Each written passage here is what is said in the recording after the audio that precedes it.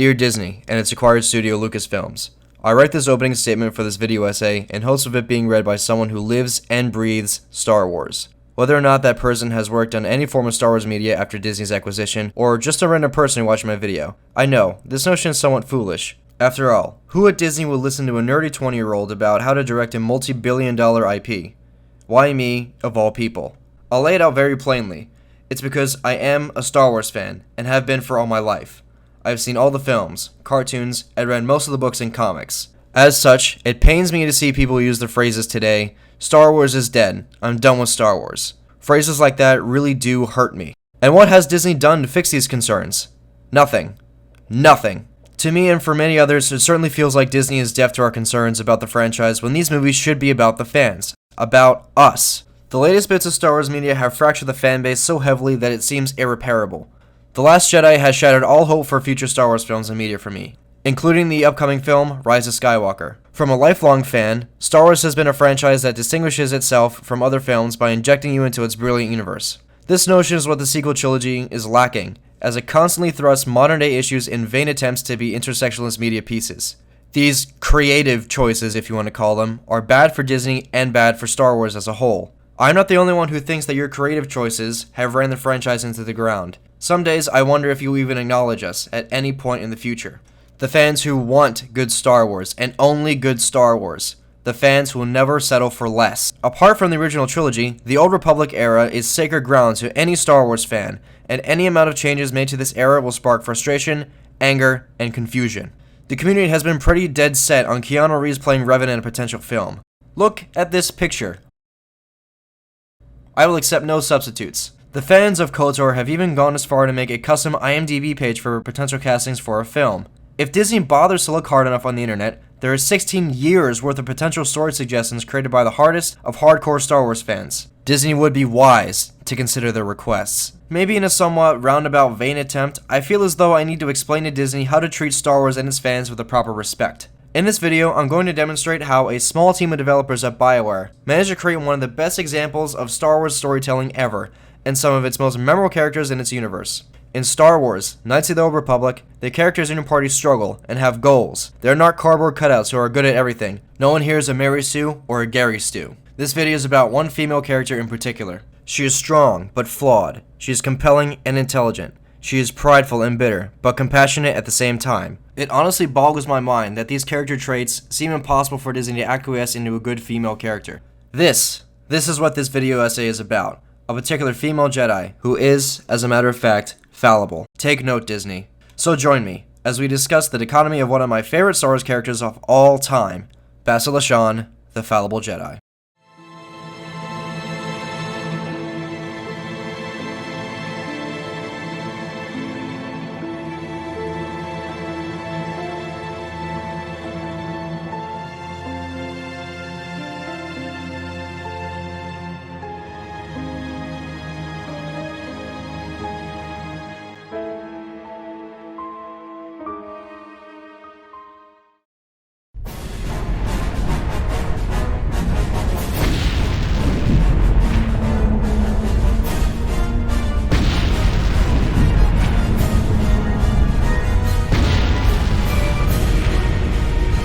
We meet our first party member of the game, Trask Ogo. I'm Trask Ogo, ensign with the Republic Fleet. This legendary character even tells us how to play the game properly, but then he drops the B word, twice.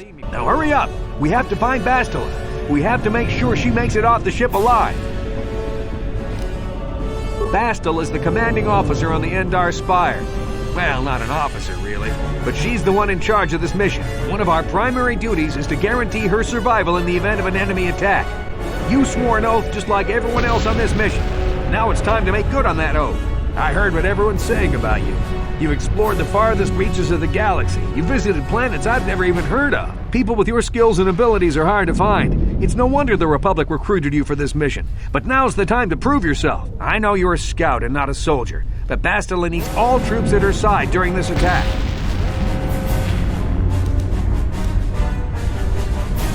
So hurry up and grab your gear. You need to suit up so we can get out of here. In addition to the objective of get off the ship, Trask is also trying to tell us that this Bastila character is very important. She's a Republic officer in charge of this mission, but also not really, and that we swore some sort of oath to keep her alive. Trask gives us a little background on her character, and then we're on our way.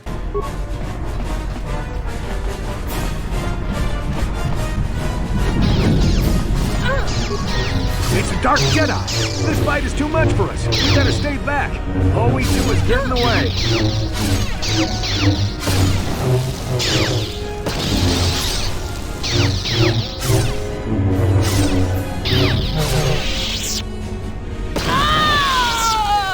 That was one of the Jedi accompanying Bastila.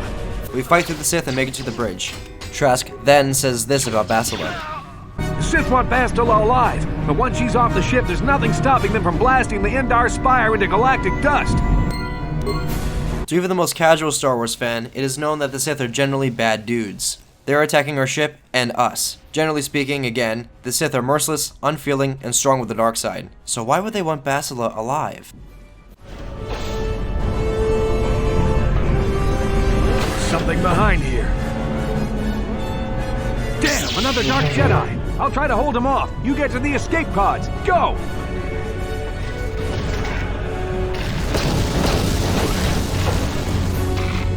As we say goodbye to one legend, Rip Trask, we rendezvous with Carth. This is Carthon Assy on your personal communicator. Bastila's escape pod is away. We jump in the last remaining escape pod aboard the Endar Spire and crash on the surface of Terrace.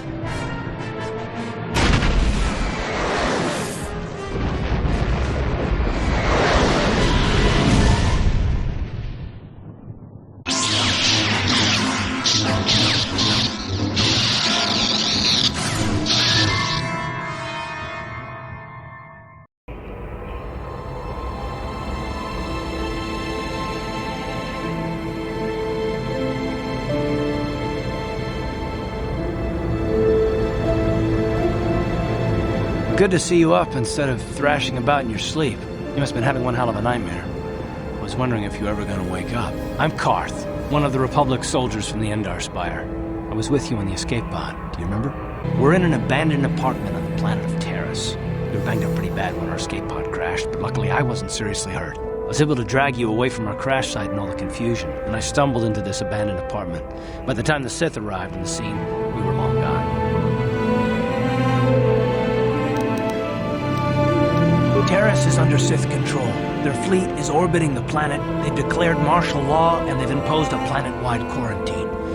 But I've been in worse spots. I saw on your service records that you understand a remarkable number of alien languages.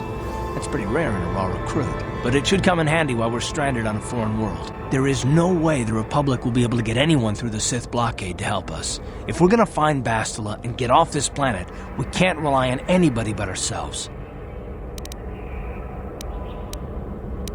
That smack to your head did more damage than I thought. Bastila's a Jedi. She was with the strike team that killed Darth Revan, Malak's Sith master. Bastila's the key to the whole Republic war effort. The Sith must have found out that she was on the Endar Spire and set an ambush for us in this system. I believe Bastila was on one of the escape pods that crashed down here in Terrace.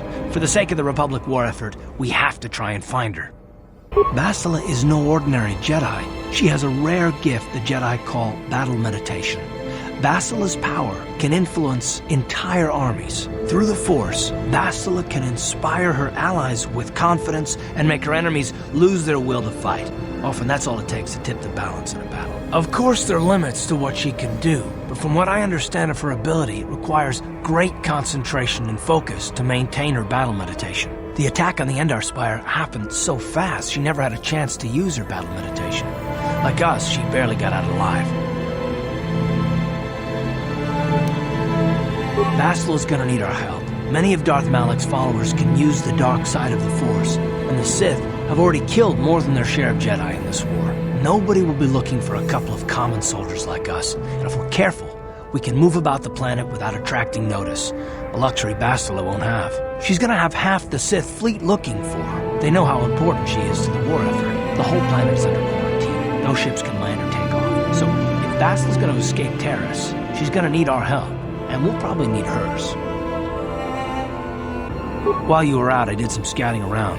There are reports of a couple of escape pods crashing down into the Undercity. It's probably a good place to start. But the Undercity's a dangerous place. We don't want to go there unprepared, and it won't do Bastila any good if we go and get ourselves killed. Good idea. We can use this abandoned apartment as a base. We can probably get some equipment and supplies here in the upper city. Just remember to keep a low profile. I've heard some grim stories about the Dark Jedi interrogation techniques. They say the Force can do terrible things to a mind. It can wipe away your memories and destroy your very identity. But I figure if we don't do anything stupid, we should be okay. I mean, after all, they're looking for Bastila, not a couple of grunts like us. All right, soldier, let's move out. Okay, let's stop here for a second. I would like to point out something to you guys at home. Every character we've spoken to so far has made Bastila out to be some sort of mythical figure or legend. Bastila is the commanding officer on the Endar Spire. Well, not an officer, really, but she's the one in charge of this mission. One of our primary duties is to guarantee her survival in the event of an enemy attack. She's a Jedi with quite the number of notches on her belt, with a unique force power called battle meditation. Bastila's a Jedi. She was with the strike team that killed Darth Revan, Malak's Sith Master. Bastila is no ordinary Jedi. She has a rare gift the Jedi call battle meditation. Bastila's power can influence entire armies. Through the Force, Bastila can inspire her allies with confidence and make her enemies lose their will to fight. As a matter of fact, she's so noteworthy that her theme is playing in the background right now as me and Carth are discussing her feats as a Jedi. It's hard to imagine how someone who used to be a Jedi could become such a monster.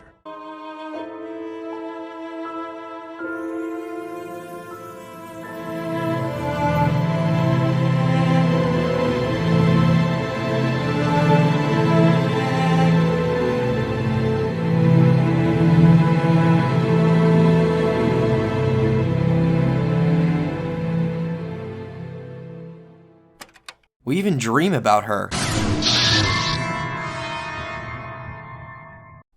Keep these thoughts in your mind as we run through the rest of the game and through Terrace. Let's cut to the chase here and get to all the cool parts of Terrace. Thanks to the help of Gadon and the Hidden Becks, we have won the Swoop race. As such, Bastila is ours, but BadgerKnightX intervenes. People, hear me! Before I present the so-called champion of the Becks with their prize, there is something you must know. The winning rider cheated! Your Swoop bike was using a prototype accelerator. Clearly an unfair advantage.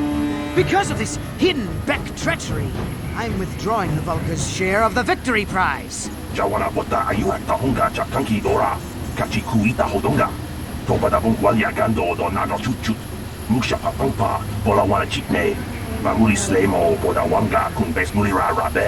You old fool! Your traditions are nothing to me. I am the wave of the future. If I want to withdraw the prize and sell this woman on the slave market myself, nobody can stop me. I might have something to say about that, BadgerKnight.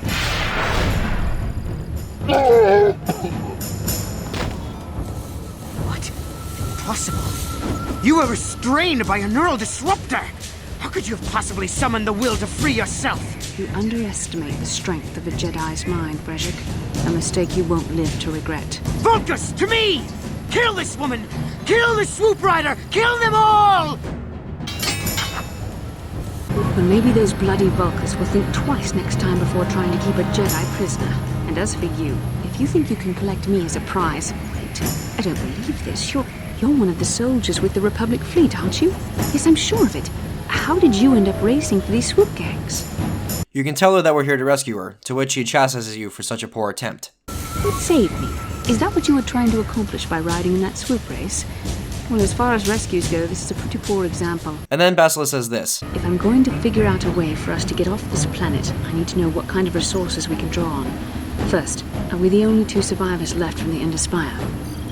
Carthon is alive. Finally, some good news. Carth is one of the Republic's best soldiers. He's proved himself a hero a dozen times over. And he sent you here to save me. Maybe I misjudged you. Carth wouldn't have sent you if he wasn't confident in your abilities. Forgive me. Despite my Jedi training, I still tend to act a bit rashly sometimes. Please, take me to Carth right away. Between the three of us, I'm sure we can figure out some way to get off this planet before the Sith realize we're here.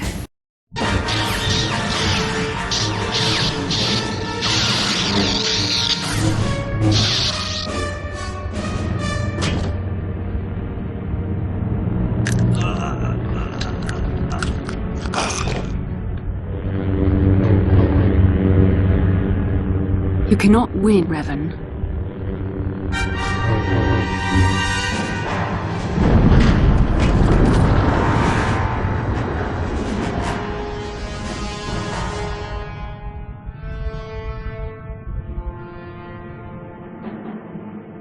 We then go back to the apartment to find Bastila and Carth arguing. Finally, things are looking up. Now we just need to figure out a way to get off this planet. You mean you don't have a plan to get off Taurus yet? What have you been doing all this time? I see. Now that I'm back in charge of this mission, perhaps we can start doing things properly. Hopefully our escape from Taurus will go more smoothly than when you rescued me from Brejik. I know you're new at this, Bastila, but a leader doesn't berate her troops just because things aren't going as planned. Don't let your ego get in the way of the real issues here. That hardly strikes me as an appropriate way of addressing your commander, Carth. I am a member of the Jedi Order, and this is my mission. Don't forget that. My battle meditation ability has helped the Republic many times in this war, and it will serve us well here, I'm sure. Your talents might win us a few battles, but that doesn't make you a good leader. A good leader would at least listen to the advice of those who have seen more combat than she ever will. Can you both shut up and focus? Yes, you're right, of course. I apologize, Carth. This has been a difficult time for me. Of course, I'm happy to listen to your advice. What do you suggest we do? First off, we can't get hung up on who's in charge. We all need to work together if we want to get off this rock. The answer is out there, we just have to find it. Well said, Carth. And the sooner we start looking, the better. I've already been a prisoner of the Vulkars, and I don't plan on being captured by the Sith. I think we'll need some help getting off Taurus. Maybe if we ask around, one of the locals can help us out. We should probably start by asking around in the cantinas. Being the protagonist that Bastila is, she questions us if there's something troubling us. Is something wrong? You seem as if something's troubling you. A vision? A vision of what? This is... it's strange. Such visions are often a sign of Force sensitivity.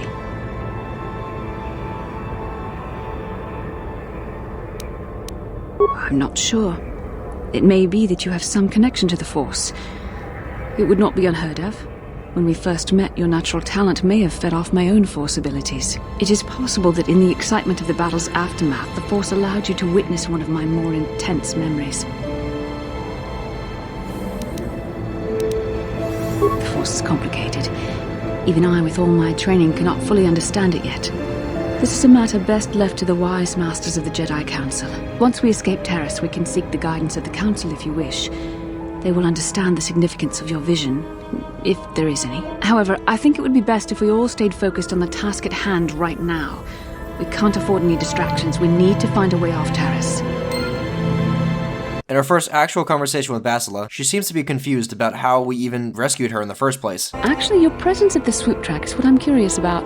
It couldn't have been an easy task to find me there, yet somehow you managed. You also avoided detection by the Sith, discovered I was a Vulkar prisoner, gained sponsorship for the race, and became the Taurus Swoop champion. That's quite a resume. Yes, well, I hardly consider myself a damsel in distress. I'm a member of the Jedi Order, after all. But I won't deny you've impressed me with what you've done. When you were chosen to join this mission, I doubt any of us expected this much from you. A Jedi could have done such things, of course, but only by drawing heavily upon the Force.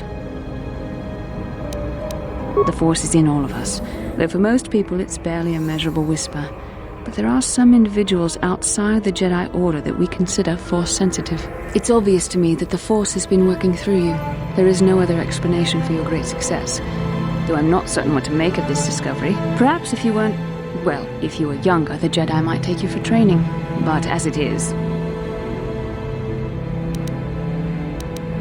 I'm sorry. I've overstepped my authority.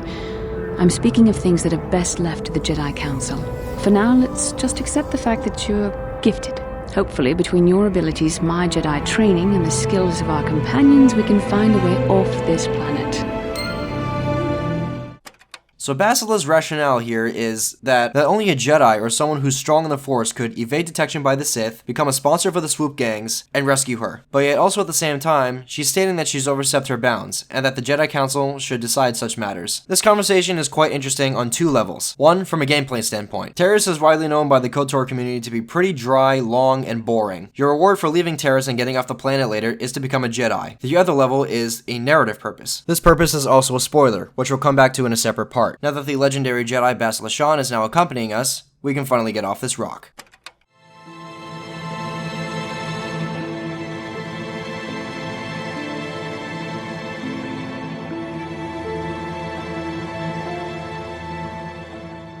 Running around Terrace with Bastila is probably one of my favorite moments of the game. We get to force push people, get free heals, destroy droids, put people in stasis, it's just good fun. She's indeed a valuable asset to our team. Now, whereas part 1 was mostly dedicated to showcasing how Bastila Shan, throughout the opening hours of KOTOR, was about this infallible legendary Jedi, part 2 will be about how she's not exactly perfect, and by no means infallible in any way. Now, the reason why I chose the title for this video as Bastila Shan, the Infallible Jedi, is that throughout most bits of Star Wars media, the Jedi is normally the protagonist, or the one that gets the most screen time. In this way, Bastila kinda has been getting most of the screen time. NPCs have been dropping her name, alluding to her strength as a Jedi, what she has done as a part of the Jedi Order, and for the greater good of the galaxy. Now, I'm not saying that any Jedi in any form of Star Wars media has ever struggled, but Bastila seems to struggle quite uniquely. The notion of Bastila's supposed Jedi infallibility is directly challenged literally within a minute of her joining our party. Bastila, I was wondering something. How did those Vulkars manage to capture a famous Jedi like you? Or were you knocked out when your escape pod crashed? No, I was conscious. But my force powers were exhausted from using my battle meditation in the battle for the Indus Spire. Without my help, you might have never gotten off the ship alive.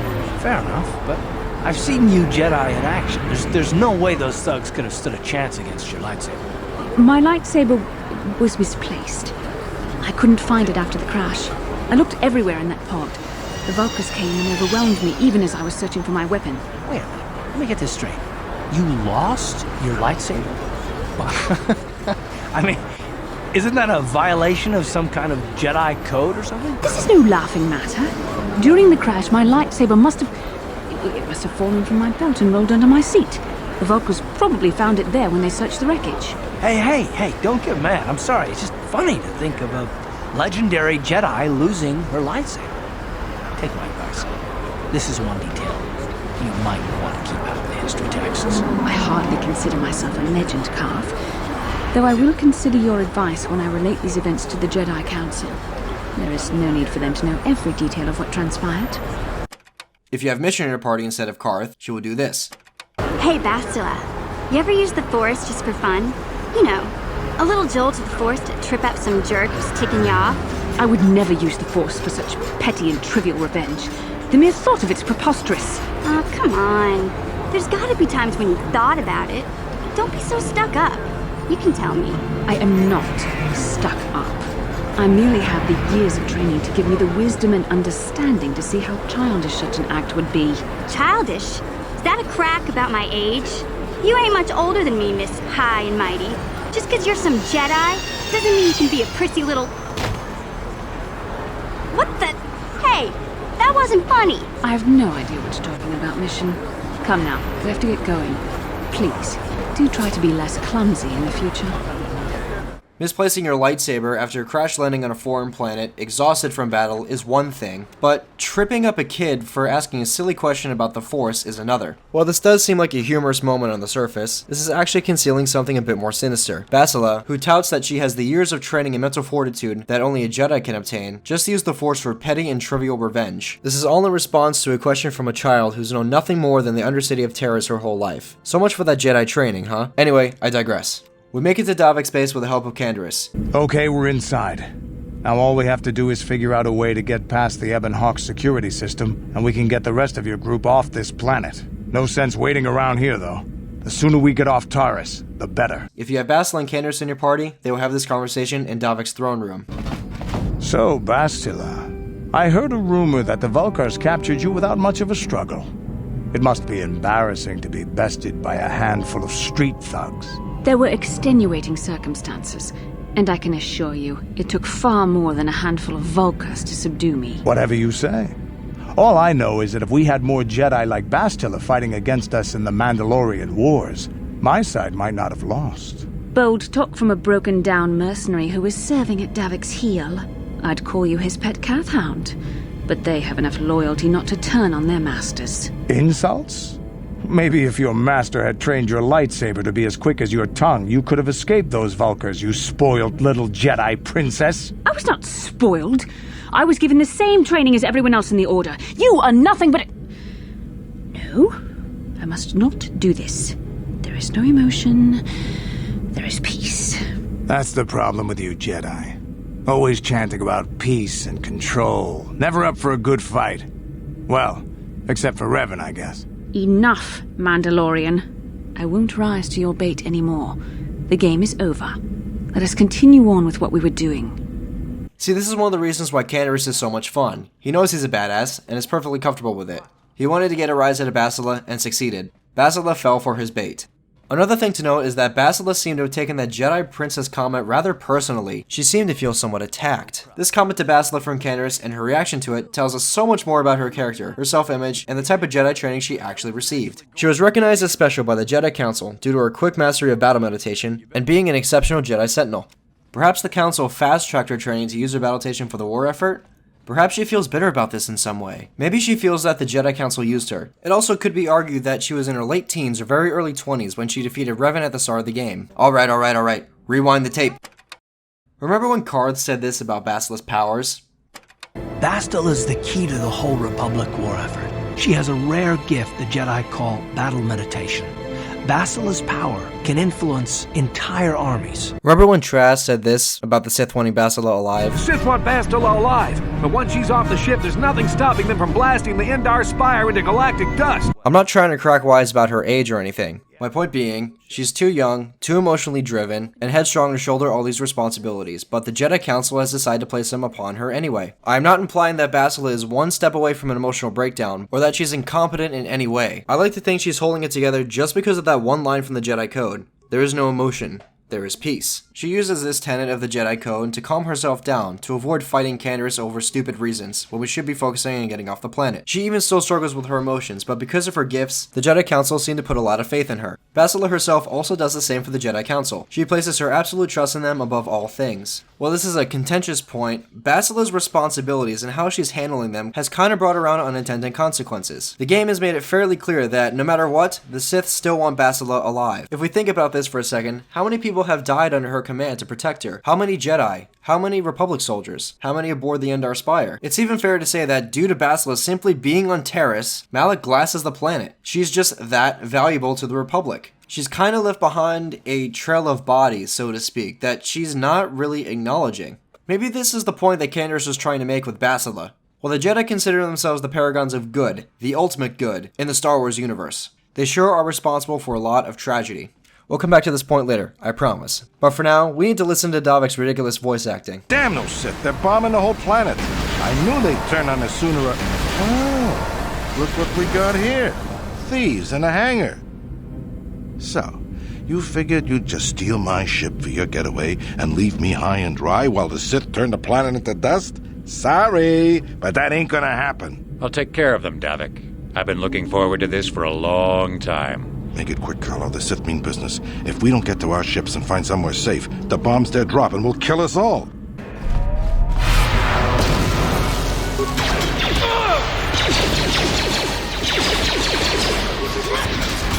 You may have me outnumbered and outgunned, but if I'm going down, I'm taking all of you with me. This thermal detonator will blow us all to bits.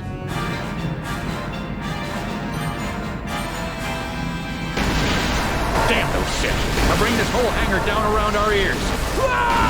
As the hangar begins to collapse around us, we can find Bastila's lightsaber on Davik's corpse. Let's get this ship fired up. We'll pick up the rest of your friends and then we'll have to get off this planet. Wipe this pathetic planet from the face of the galaxy.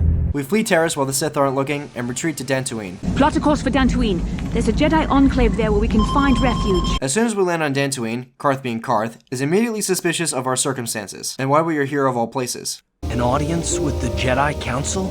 It's pretty unusual for someone who isn't even a Jedi. What's this about, Bastila? I'm sorry, Carth, but I cannot tell you. All I ask is that you trust in the Force and the wisdom of the Council. Well, I don't like being left out of the loop, but I'm not looking to get you in any trouble with the Jedi Masters. We'll do things your way for a while. Bastila urges us to trust in the wisdom of the Jedi Council here, and we go to bed. And we have a strange dream. The dark side is strong in this place. I can feel its power.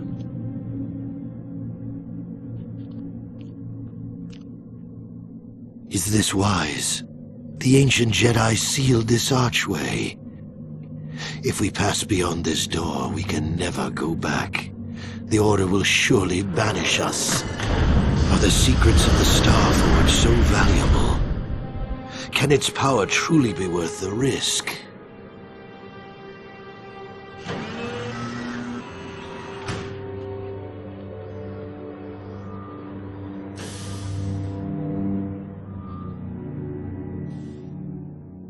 We then awaken outside the Ebon Hawk, and Carth speaks to us. This morning's getting stranger by the minute. First Bastila comes out looking like she saw a ghost, and now you. Well, Bastila did mention that you should go to the council chambers before she left. It's no doubt urgent, so you shouldn't keep them waiting. No, she didn't. She didn't seem well, as I recall, and for that matter, neither do you. Are you all right? You got it. We should probably listen to what Carth said. Let's go talk to the Jedi Council. Bastila has told us of a most unusual development. She claims you and she have shared a dream, a vision of Malak and Revan in the ancient ruins here on Dantooine. You and Bastila share a powerful connection to the Force, and each other. This is not unheard of. Connections often form between master and student, but rarely does a bond develop so quickly. Whatever dangers may lie ahead, we cannot ignore the destiny that has brought you and Bastila here to us. Together. You and she are linked, as is your fate to hers. Together, you two may be able to stop Darth Malak and the Sith. The Council has decreed that you and Bastila must investigate the ancient ruins you dreamed of, once the Council deems you ready. We must begin your training at once. You have a destiny upon you that you must be prepared to face. The entire fate of the galaxy is upon you. I can only hope you will prove up to the task. We're gonna go training with Bastila as an equal and a confidant. Remember this part. A Jedi is never alone. Others in the Order will always stand by you. You and Bastila share a special bond. Do not be afraid to turn to her when you need help in your training. I am honored to welcome you fully into the Jedi Order. We learn the Jedi Code. There is no emotion. And build our own lightsaber. Oh, dude, this is so cool! We're then tasked by the Jedi Council to go to the ancient grove to cleanse it. There we find Juhani. She's apparently been using the dark side to corrupt the wildlife here in Dantooine. This is our first lightsaber battle. Let's enjoy it. I will be your doom! She puts all of our companions in stasis and we have to fight her by ourselves. One little off-script side question for those at home. Does Bastila, or anybody else for that matter, react if you decide to kill Juhani? There's one side quest involving one particular Jedi we've already met at the Enclave where she goes to Korriban and joins up with the Sith if you kill her, but I'm not entirely sure if Bastila or anybody else in our party reacts in that fashion. My memory's a little fuzzy, guys. Leave a comment down below if I'm remembering something different. I thank you, Master Jedi. I will return to the Council then. I shall submit myself to their judgment and hope they will forgive me. Again, I thank you. I am sure I will hear great things about you in the future. We're now a full-fledged Padawan! Hooray! You have proven yourself worthy of joining the Jedi. Let me be the first to welcome you as a full-fledged member of our Order. We now have to go investigate those same ruins in which we saw Revan and Malak exploring in our dreams. Once we make it there, we find the body of Master Nemo. The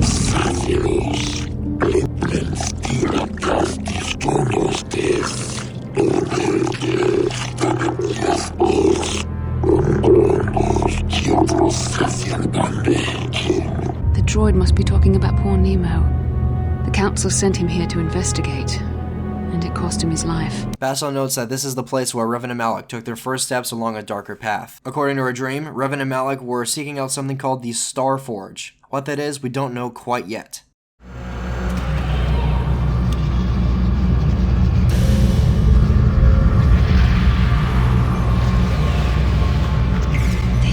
This must be what Revan and Malak found when they entered this temple. This must be where their journey down the dark side began. But I think this map might be the key to finding the Starforge, whatever it is. See this world here? This looks like Korriban, a Sith world. And if that's Korriban, then this is Kashyyyk, and Tatooine, and here's Manan. But there are pieces missing. Incomplete hyperspace coordinates, corrupted data, and there doesn't seem to be anything indicating where the Starforge itself might be. I was thinking that too. This map can't take us to the Starforge, but I know that Revan and Malak visited Korriban at least once. Perhaps they discovered something more there. They may have found something on each of the other worlds that completed this map. Maybe if we find all the pieces, they'll lead us to the Starforge, and some way to destroy it. That sounds like quite a supposition. What if you're wrong? What if I'm right? We can't ignore this. Finding the Starforge might very well be the key to defeating the Sith. We must inform the Council of what we've discovered. They must decide our next course of action, though I suspect our task has only just begun. Before we report back to the Jedi Council, we can have a conversation with Bastila and tease her. This is one of my favorite parts of the game, as I'm sure you'll agree. No, not bothering me. Not exactly. I've been thinking about what the Jedi Council said about the two of us. There is a bond between us, I do not dispute that. I can feel it, as I'm sure you can. The nature of that bond and its effect on our mission remain in question.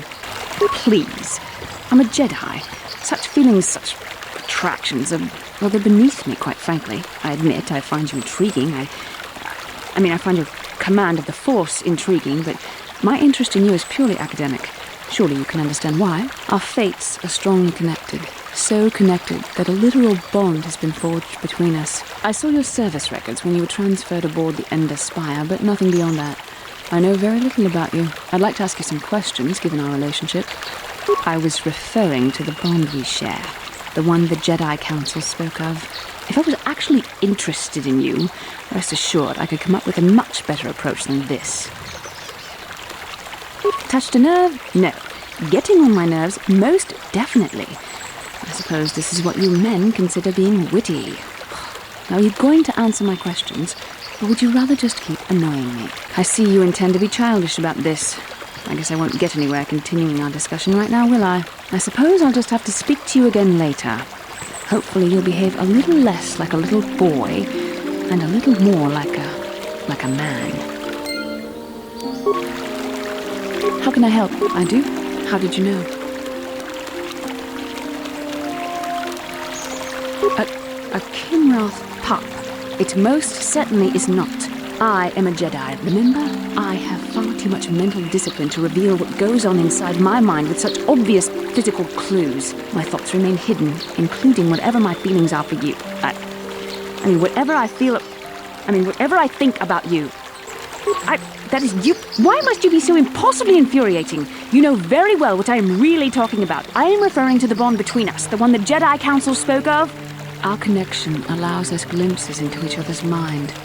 We can feel some of what the other feels, and what I feel within you troubles me. A Padawan must receive considerable training. They must learn to control their emotions and darker impulses. Often it takes years before using the Force can be considered safe. The fact that you are so strong in the Force and have had such relatively little training could have terrible consequences. For you, and for everyone around you. I don't think there's much you can do. If things were different, I would recommend several years of training under one of the Jedi Masters. But I fear that won't be possible. Thankfully, you've exhibited a degree of compassion and self-control up to this point. I sincerely hope you can maintain these traits in the future. We must all resist the influence of the dark side. It's everything we are fighting against. This is doubly important for you, with your natural affinity for the Force. I'm sorry if I come across as harsh, but I am concerned for you, for our mission, and for myself as well. Our destinies are intertwined. Everything one of us does will have consequences for the other. Any reckless behavior on your part is likely to affect me as well. Yes, that is true. I will do my best to guide you, but I am no master. Not yet. And there are times when I find the sheer strength of your power almost overwhelming. Your power could be a gift or a curse. When you need guidance or advice or support, I will do my best to help you stay on the path of the light. I only hope I have the wisdom to help you through the dark times. But for now, we should return to our mission. It does seem she might think more of us than just another Jedi in the Order. We'll come back to this a bit later though, I promise. We report back to the Jedi Council on our findings. They then give us a mission: follow Revan and Malak's footsteps, find the star maps, and then find the Star Forge. The Council also assigns Bastila to the mission with us. Our force bond with her is a great asset, and she has some more insights about the Jedi that we just don't know about yet. Speaking of that, stop the video! BioWare is trying to get the player to ignore something here, and it's so subtle that the player doesn't even notice. Think about it. They're sending 2 Padawans on a mission to topple the entire Sith Empire. You're a neophyte Padawan who's been saddled with the responsibility of tracking down these star maps. Why? That's not normal. I am not trying to provoke you or to imply that you're somehow responsible for the Jedi Council, but give me a hand here. There has to be a reason. One is absolutely unqualified, and the other has still much to learn despite all of her training. But I also want to point something else out here. The genius of this moment is as such. BioWare is banking on the player riding the emotional high of becoming a Jedi, and will continue to be banked on until after Manon. Keep this in mind. Roll the tape!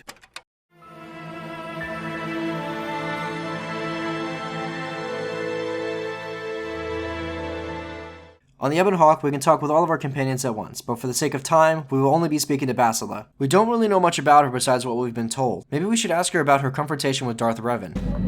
How can I help? Yes, I did. I wanted to speak to you about our mission and what lies ahead for us. It seems fate, or the Force, is driving us into a confrontation with the Dark Lord. You must prepare yourself for when we face Malak. The confrontation will be difficult for you. I remember how hard it was when I first faced Revan. It's true that due to my battle meditation, I was with the Jedi strike team that boarded Revan's ship. We did not kill Revan, however. Our mission was to capture Revan if possible. It was Malak who turned on his own master, firing upon Revan's ship while we were still unboarded. It was his desire to kill us and his master both. Thankfully, we narrowly escaped the vessel as it exploded. As I said, we were there to capture Revan alive. The Jedi do not believe in killing their prisoners. No one deserves execution, no matter what their crimes. Remember that Revan and Malak were once great Jedi, heroes in every sense of the word. They demonstrate the danger of the dark side to us all. I'm sorry, we really shouldn't speak of this anymore. The memory of my confrontation with Revan is painful. Let's return to the mission, please.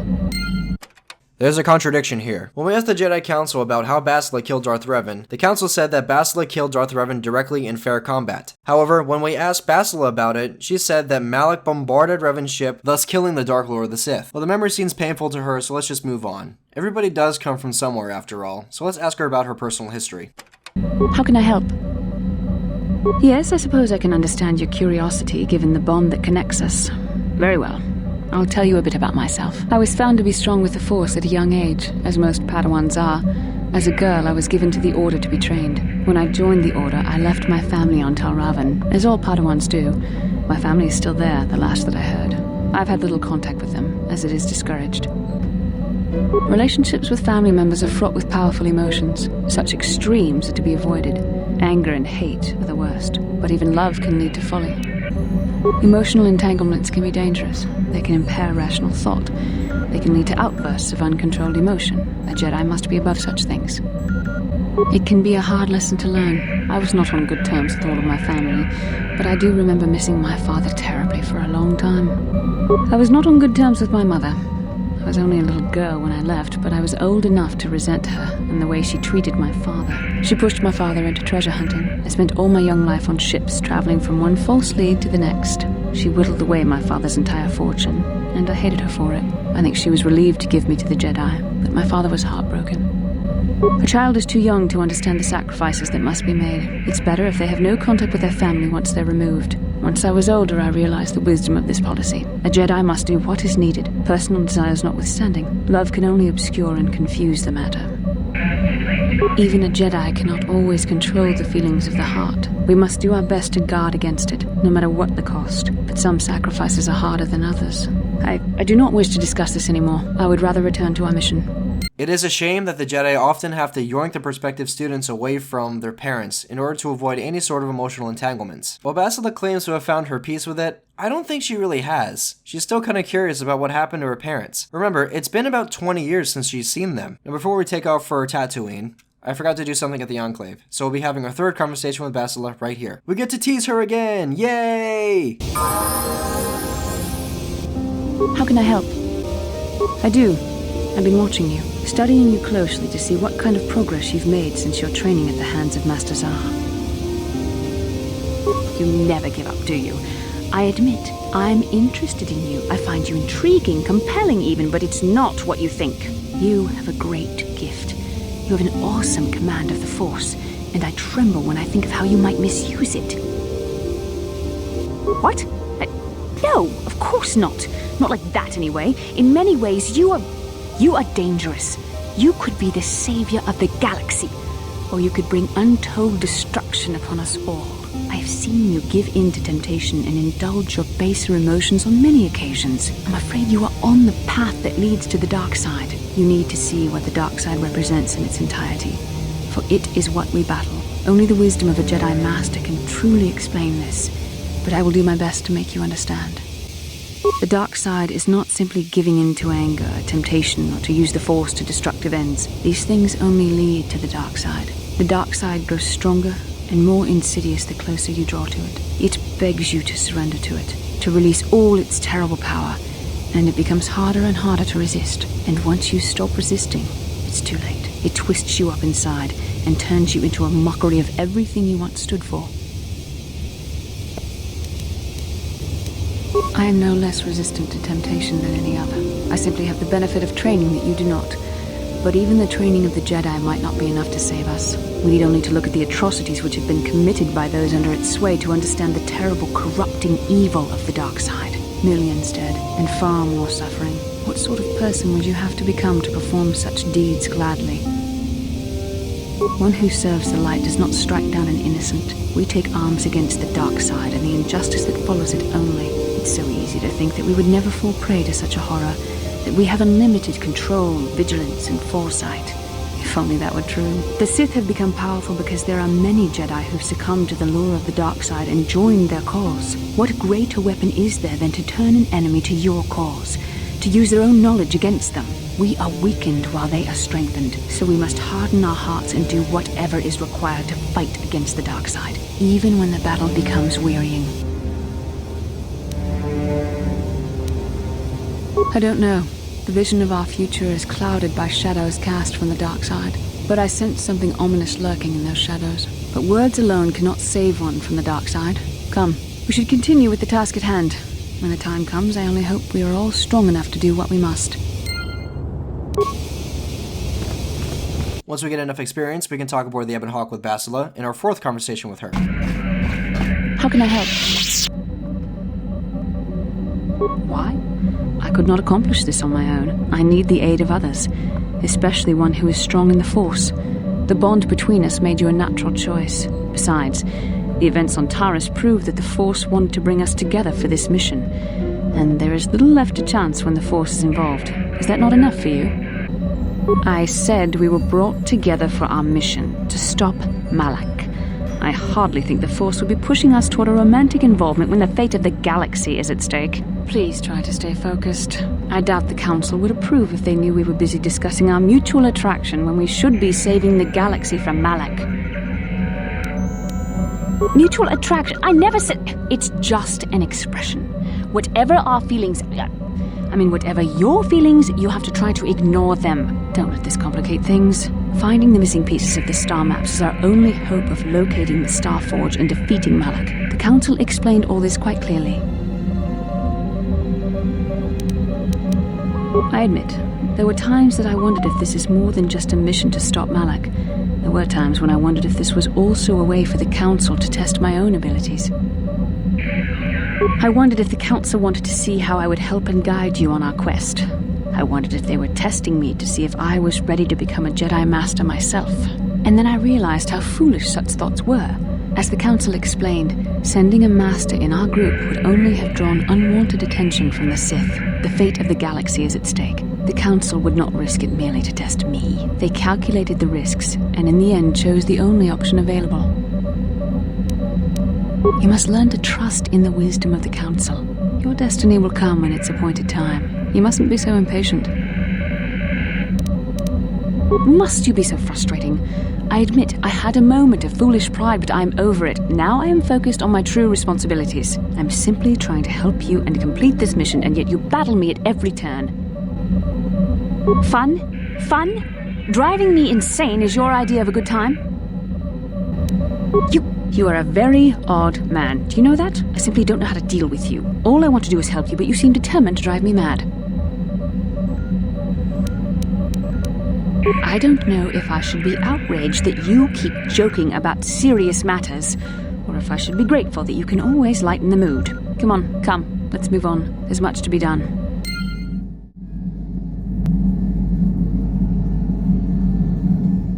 We share a dream with Bastila about one of the Starforge locations on Tatooine.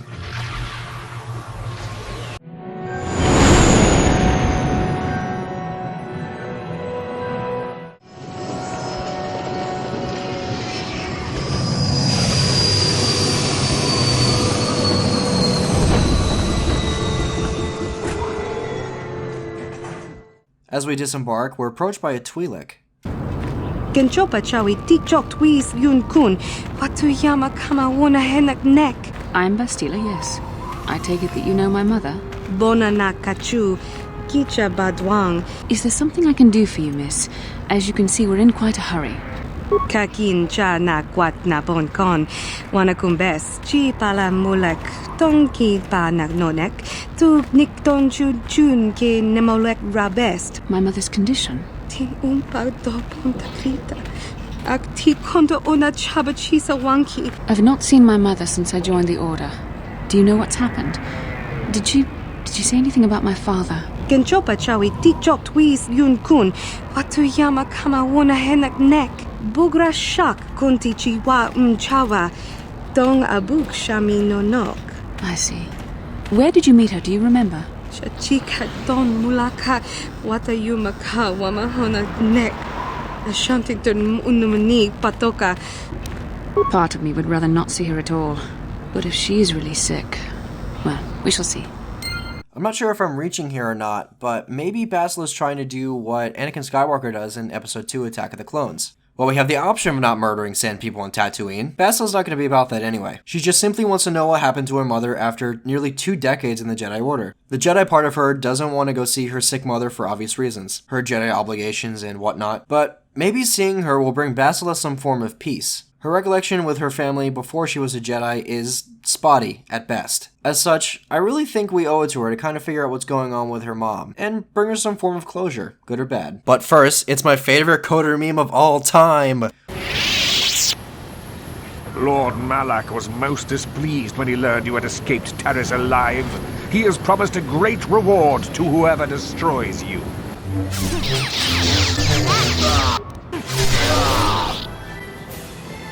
We walk into Anchorhead's only cantina and notice a Helena standing alone in the dark corner of it. We approach and speak to her. I'm sorry, do I know you? I'm here, Mother. But don't you recognize me? What do you expect when I haven't so much as had a picture of you since you left? Do you know how long I've been trying to find you? You knew as well as I communication would be impossible once I joined the Order. Now what is this about? Where is Father? Then you haven't heard. I should have known. Has something happened to him? Are you going to tell me or not? Your father is dead, Bastila. That is part of the reason why I was looking for you. Dead? What happened? What did you do to him? Isn't this a lovely reunion? Already she's flinging insults at me. Tell me, you're one of her friends. Do you treat your mother this way? Is that so? Well, I'll be joining her soon enough, I suppose. I was told you were sick. Are you actually dying, or is this merely melodrama for my benefit? Such sweet things, you say. Perhaps I should tell you everything first before we start arguing again. You could start by telling me what you got Father into that killed him. I hadn't realized Jedi was so spiteful. You want me to tell you I brought your father here for an expedition, do you? You want to blame me for his death? You never accepted that your father loved going on his treasure hunts, leaving you alone with me. I was always to blame for everything. What else is new? So yes, fine. I brought your father here to look for great dragon pearls. He took an expedition into the Tatooine desert, and he died. How can you be sure of that? Father is an experienced... Do you think I would look for you if I wasn't sure? They were attacked by a great dragon, and one of the guides fled the battle. He saw your father killed. I see. So what do you want from me? Credits? Oh, don't be insulting. I want you to use those senses of yours. I want you to find him. I want you to bring back his holocron. Why? So you can sell it? Is it too much to ask that I have something to remember your father by? Of course it is, isn't it? You couldn't be bothered. We're very busy on a mission from the Jedi Council. I doubt I'll have the time. Ask my companions if you doubt me.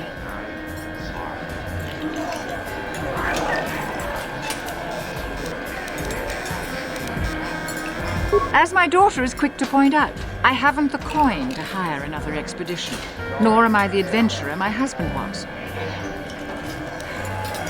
What remains would there be? Great dragons are huge predators, easily able to devour a human, and the desert is a harsh environment. Finding my father's remains would be an even more impossible task than finding his holocron. An ignoble end to a fine man. It doesn't seem to have anything to do with what she's asking. Are you actually sick, Mother? What difference does it make to you? None, I'm sure. Just find your father's holocron, and you won't have to worry about me again either way. That's the kind of response I would expect. Very well. We'll look for the holocron if we have time.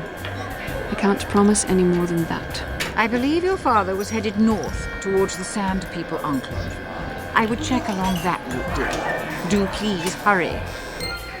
Something I've never really considered or thought a lot about is how Bastila interacts with her sickly mother. I've never really thought about this until making this video, but Bastila seems really apathetic to her mother's impending doom. It's really kind of disappointed me when I first started thinking a lot about it. Bastila's a Jedi. She really shouldn't be thinking like this. Helena says it herself. She's never known Jedi to be so spiteful. She's gonna die soon, it seems. No credits to her name, nowhere to go. She's probably just gonna be buried in some Tatooinan pauper's grave, which is, again, really depressing to think about. Now, despite Bastila's history between her and her mother, we do owe it to her to try and find that holocron. After all, it's a pretty reasonable request from a dying woman. What Bastila says is equally true, however. We are trying to save the galaxy, and if we happen to find the holocron, so be it. About my mother?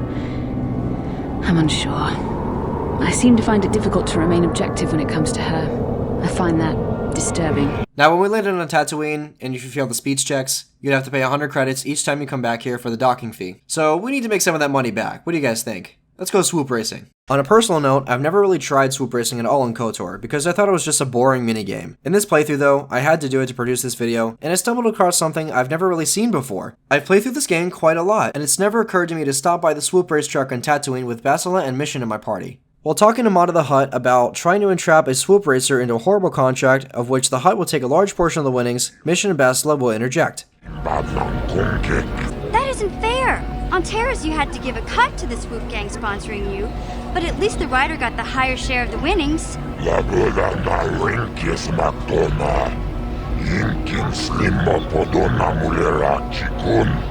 Nova rundi hautunga kuhunkavi, rundi hautunga tonkimbadnan konke.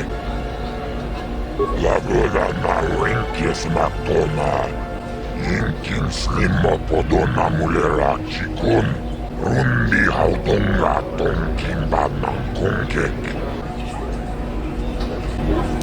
Lagoda na renkjes matona, Inkin slimmo podona mulera chikun, nova rundi hautunga kuhunkavi.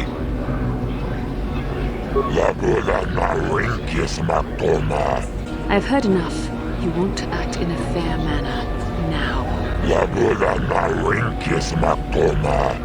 Inkin slimmo podona mulera chikun. Bastila can use Force Persuade on other NPCs. To get Bastila to intervene with the Force, you have to fail 2 speech checks with Mod of the Hutt. This actually really surprised me. I mean, as I've said, I've never seen this before, but Bastila will be the last person I expect to use Force Persuade on other people, or slimy Hutts for that matter. Later in the game, if we use Force Persuade on others, Bastila will scold us if she's in our party. What also surprised me was the righteous anger she expressed toward this Hutt for just being a greedy asshole. Those cracks in our Jedi Paragon that we witnessed upon Terrace are beginning to turn to fissures. The righteous anger and frustration she expressed in this situation prove that. We can no longer consider her infallible as she appears to be at the start of the game. It's all downhill from here, boys and girls. Perhaps this drama between her and her mother has affected Bastila's center. She's now off balance. Bastila lashes out with good intentions toward this Hutt, but nonetheless, another Jedi would view such an outburst as uncouth. We go through the process of getting the star map on Tatooine. We recruit HK-47, help the Sand People out, and kill the Krayt Dragon. Inside the Krayt Dragon's cave, we can find Bastila's holocron and the star map.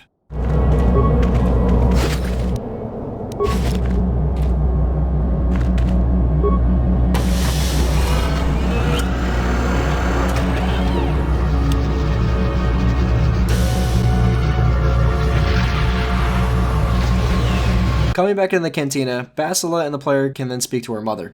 Back already? Have you even looked for the holocron yet? I have the holocron, Mother. I'm just not sure I want to give it to you. And why not? Would you deny me even that? I've never denied you anything, Mother. You may think I don't remember what it was like before I left for the Order, but I do. You were the one who pushed Father to go on one treasure hunt after the other. You loved living in wealth. You think I don't remember the fights? You were eager to send me to the Jedi even though I didn't want to go. You took Father away from me. And now this holocron is all I have of him. Fool girl. You have a strange way of remembering things. That wasn't... No, I don't wish to argue with you anymore, Mother. It's time we parted ways now, for both our benefit.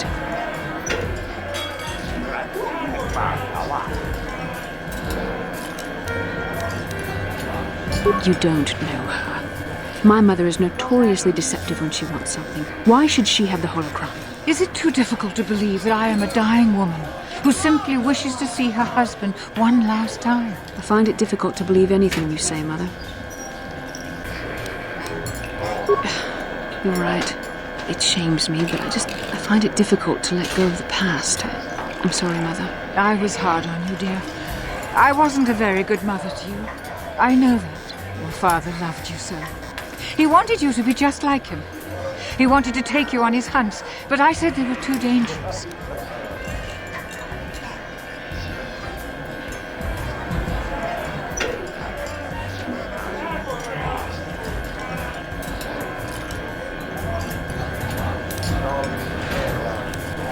I always tried to keep him from the dangerous ones, but he would have none of it. It was a reckless life we led. Always moving. I didn't want that for you. So that's why you gave me to the Order? What do your father and I have to show for all those years of hunting? Nothing. That was no life for anyone. Especially not someone as gifted as you, your father. He spent all his last years trying to pay for my treatments. That's why he went for the pearls. I begged him not to, but... Your treatments? I'm dying, Bastila. I did not lie about that. It's been a long time in the coming, and there's really nothing that can be done anymore. I told your father to let me go, but you know how he was. Stubborn, like you. I'm so sorry, Mother. I don't know what to say. Keep the holocron, Bastila. It would do me good to know you have it. This talking to you. This is what I really needed before I know. Thank you. I'm glad we talked too. Oh. You said you had important business, and you were never one to mince words. You there. You take care of my daughter, you hear me? That's good. I'll feel a lot better knowing there's someone to watch me. Where are you going to go? It doesn't matter, dear. Don't you worry about me. Here. Take these 500 credits. It's all I have. Go to Coruscant and find a doctor. I'll meet you there after what I have to do. But I already told you there's nothing that can... Please take it. I want to see you again when we can talk. All right, I will. You do what you have to, Bastila. You go make your father and I proud. I'll try. Farewell, Mother. We could then ask Bastila if this whole situation has brought her any amount of peace. How can I help? Yes, that brought me a lot of peace. More than I thought it would have. Thank you for urging me toward it. After all my training, I would have thought it would have been easier. Apparently, I still have much to learn. Back on the ship, we can speak to her again. How can I help? I do. I've been trying to come up with the best way to say this for some time, but I suppose I should just come out and say it. The truth is, I have come to depend on you. Not just for the sake of the mission, but for my own sake as well. I'm glad you're with us. You're teasing me. You know very well what I said. Well, yes. Surely that's not so surprising. No, I'm not. Why must you make this so difficult for me? Can't you just accept a simple compliment? I see. Is there nothing I can do to make it up to you? I would rather we were friends. You know I can't feel that way about you. About any man. It isn't permitted. I am a Jedi. I must resist these temptations. But I still want to consider you a friend. We could never be anything more, though. That isn't allowed. I know my manner can be a bit taciturn. I know you must be getting sick of my lectures about the dark side and everything else. I spent all my years being hounded by my instructors, being told so often how gifted and important I was until I was sick of it. I remember when I was younger, I used to swear that I would never become as self-absorbed and stodgy as the Jedi Masters. It's ironic, really.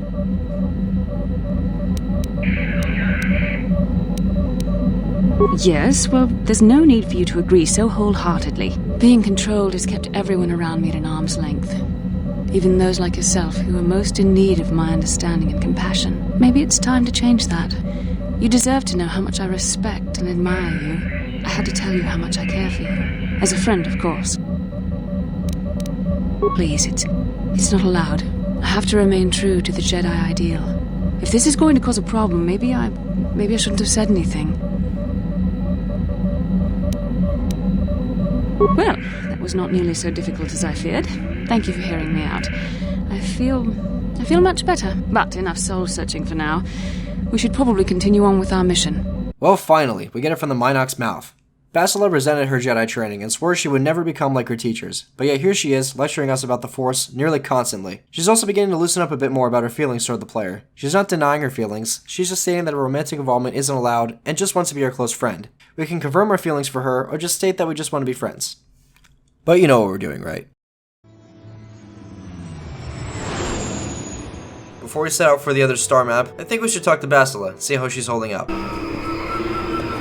How can I help? Am I so transparent? I suppose I shouldn't be surprised, considering our bond. Yes, there is something I would like to ask, if you'll permit it.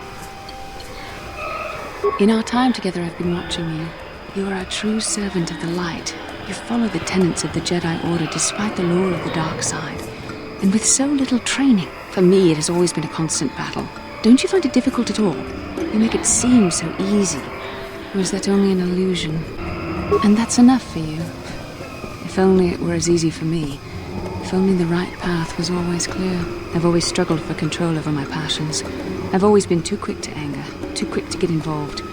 My instructors constantly berated me for it. I've often dreamed that I might be able to confront Darth Malak myself.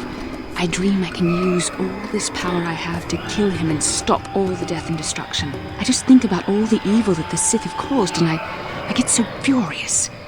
Yet we are told that these feelings are the path to the dark side.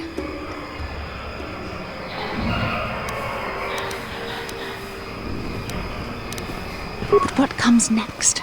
After using all that power, would you decide to impose your own view on the universe? The dark side corrupts your very thoughts. The very thought that I could become as evil as Malak. I just can't fathom it. It just doesn't seem possible. I mean, how could I... No. Wait, I'm sorry. I shouldn't even be asking you this. The Jedi teachings are clear. Who am I to question them? And even worse, who am I to try and make you question them? These are dangerous thoughts. The indulgence of a vain mind. Please, forget I ever mentioned this. Let's just return to our mission. This conversation comes off to me as Bastila being disappointed and doubtful of herself. Perhaps now she's beginning to question her Jedi teachings. She's repeatedly told us that only she has the years of training to resist the dark side's pull, but yet all of her teachings are failing her now. Meanwhile, we were doing what we think is right and getting light side points for it. Perhaps Bastila is drawing some sort of comparison between herself and us. She was told her entire life that she was going to be a great Jedi someday. Another thing to touch on. These fantasies she's having of herself defeating Darth Malak alone are extremely dangerous for a Jedi of her caliber to be having. While she quickly realizes that these ideas are foolish, Bastila can't help but think that just using the slightest bit of passion and emotion to stop all the pain and suffering the Sith caused would be entirely worth it. Bastila then questions the Jedi teachings, but corrects herself, calling her thoughts vain. This is also worthy of note, for the word vain has two definitions. Vain, adjective, having or showing an excessively high opinion of one's appearance, abilities, or worth. Vain, adjective, producing no result, useless.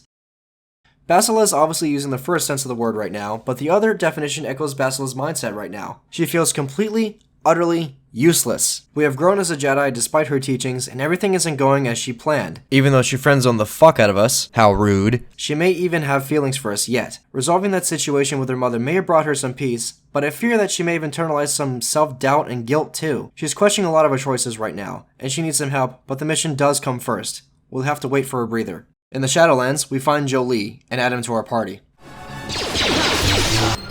I told you I wanted a non-violent solution, and I had my reasons for it. You should have thought about that. Was that convincing? It's been a while since I've been in the company of someone that needed that kind of babysitting. We take some sort of weird Star Wars Rorschach test for Kashyyyk's star map and escape the Shadowlands with Jolee and Bastila. Traversing this area of Kashyyyk was tough, and we should probably check in with Bastila to see if she's okay. How can I help?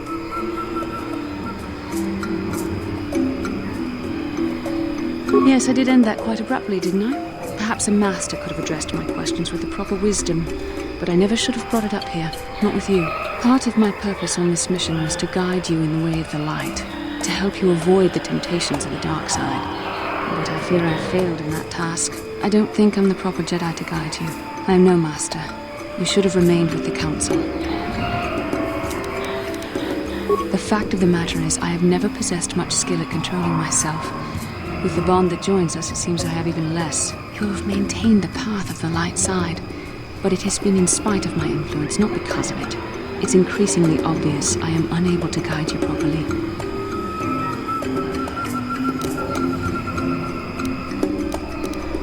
I don't know. I think I may have made a very big mistake. I simply hope that you are not the one who pays the price, ultimately, for the fact that I can't help you enough. That's a kinder response than I deserve, and I can see there is wisdom in your words. You continue to be there for me, don't you? Even after I keep pushing you away, you're still around when I need you most. You're like no man I've known before, and you're nothing like what I expected you to be after the Council sent us on this mission together. I need time to think about all this. They're not going as I thought they would. We should continue on with our mission for now. Well, it turns out she's not okay after all. She's having even more doubts about her own abilities as a teacher and a confidant to us. Bastila's afraid that she's not needed any longer by us, and that we have grown to be the Jedi that she cannot be. Okay, stop the video. Bastila herself has expressed anger and bitterness. She has lashed out with her words and with the Force at times. I've heard enough. You want to act in a fair manner.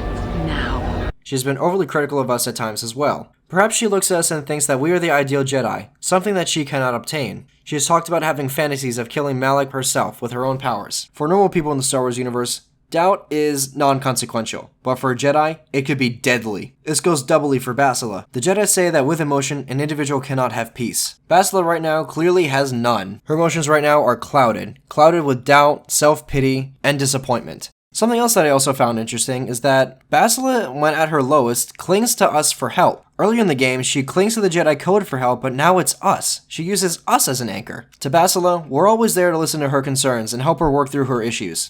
Despite her supposed failings as a teacher and a confidant to us, she feels as though she's made some sort of terrible mistake. My question is, and has always been when I play KOTOR, what mistake is Bastila referring to here? Is she regretting tripping mission with the Force? Is she regretting getting angry at Carth? Is she regretting getting angry at Canderous for calling her a spoiled Jedi princess? Does she feel regret for lashing out with the Force and her words on Tatooine? Does she regret being all spiteful toward her mother for all these years as a Jedi? I don't think any of these are it. She's suggesting a single mistake. One. We'll come back to this later, I promise. Because of our actions in the Shadowlands, the Wookiees are in now full revolt against Zerka. I think now may be a good time to leave.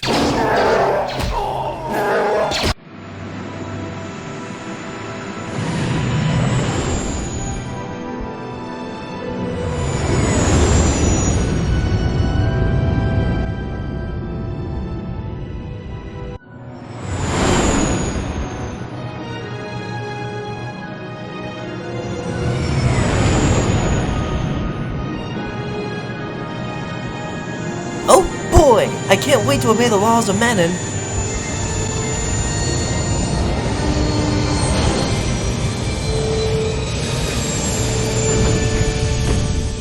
We made it to Manon, a water planet ruled by the Selkath, the fish people. Upon disembarking from the Ebon Hawk, we see something quite interesting, a Republic soldier and a Sith soldier arguing. You Republic people are so pathetic, sitting around groveling at the table scraps the galactic senators deign to give you. It makes me sick. The senators work for the good of the whole galaxy, not for individual gain. Ha! Don't make me laugh, you gutless sip. It's the destiny of weak-minded fools like you to be ruled over by the strong, like we Sith. I'm warning you. Don't push me or you'll get just what you're asking for. Try it. Just try it. I'd love to see you throw the first punch. And with all the cameras around, the Selkath would be all over you inside of 30 seconds. You break their laws. You pay the price, Republic scum. But I can see that you're not man enough to back up your words anyway. If you ever feel like relieving yourself of your worthless existence, feel free to come by our enclave here. We have many, many ways to fulfill your wish.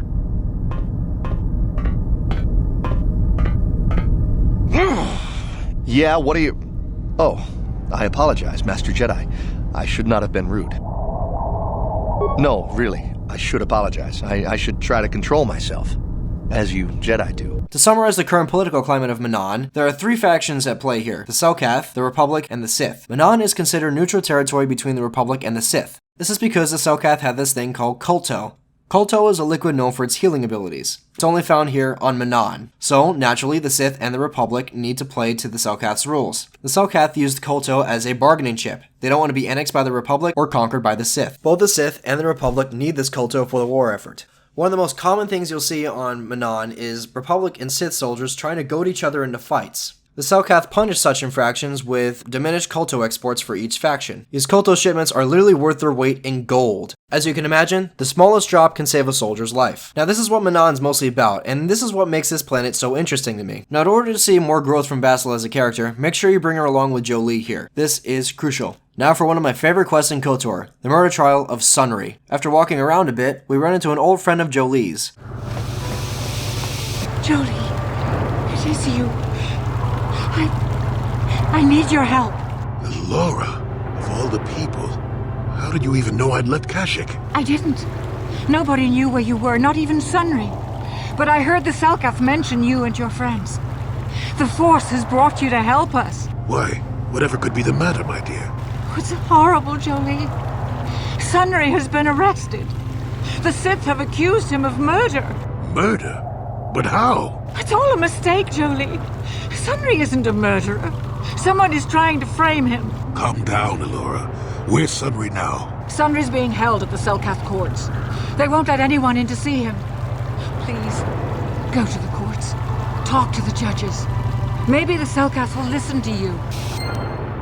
With that, we become Sunry's lawyer, or arbiter, and we go around collecting bits of evidence to support his case. In other words, we get to be Darth Revan, Jedi lawyer extraordinaire.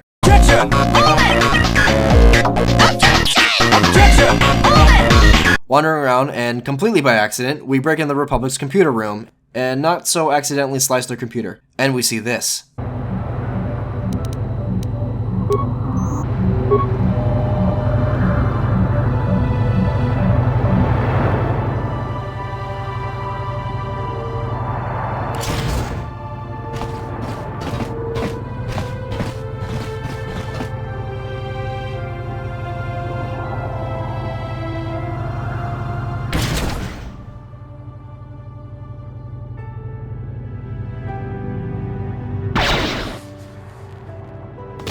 Well, fuck. He's guilty after all.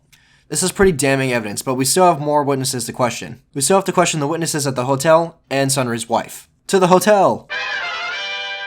There's two people we can question, the Rodian Glupor and the Pazak player Fervith Me. Upon questioning Glupor, we find out that he was paid by the Sith to plant Sunry's Republic war medals on Alas's body. We can persuade him to testify with credits, the Force, or with our natural charisma. Fervith Me, however, tells us a story that makes his case a bit more complex. Sunry I only heard of once or twice in passing. Some sort of old-time war hero against the Sith. Seen him around in the hotel, too. Going to Alas's room always, of course. Kept the rest of the building up half the night with their damn antics usually. I'm not saying anything like that. What they did in that room in private is their business. And there isn't any rule against Sith and Republic seeing each other for personal reasons. Although if you think her Sith master didn't know, you must be fooling yourself. Well, Alassa was a Sith, so of course she'd have to have someone above her. Yeah, I didn't see anything. You know, I think I could trust you. Heck, I don't even know why I shouldn't tell you. Well, one time, I saw Alassa coming in wearing this big cloak.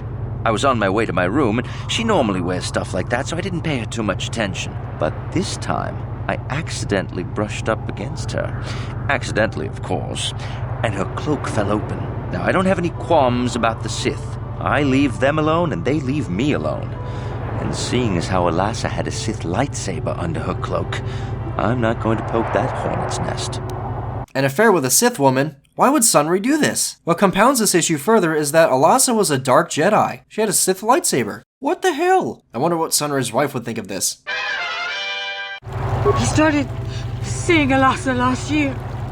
I had my suspicions for a while, but he was careless. Pretty soon everyone knew. But even though I'm sure that harlot was only using him, I know he couldn't have killed her. He came and confessed to the affair to me. He said he was going there to break it off, to end it. Maybe the Sith woman attacked him and he had to defend himself. But even though he cheated on me, inside he's still the man I loved. He's too kind and gentle to have killed her in cold blood. Okay, now for Sunry. Go ahead, ask. So the truth is out. I never meant to kill her, you know. When I found out she was a Sith spy using me to gain information, that something inside me just snapped. She didn't know I had found out. So I waited until she fell asleep. And then I killed her. Simple, really. But once I realized what I'd done, I panicked. I contacted those spies from the Republic to help me. They found the illegal monitoring device that the Sith had planted in the room, altered its recording to hide my part in it, and cleared up the evidence. I figured that was the end of it. The Sith must have been spying on me and Alassa, trying to make sure she wasn't a double agent. They must have seen the Republic spies getting rid of all the evidence, so they planted their own evidence. Alassa must have stolen that hero's cross from me long ago and given it to her Sith masters like some kind of trophy. I just thought I'd misplaced it. But when the cross turned up on her body, I knew the Sith had put it there.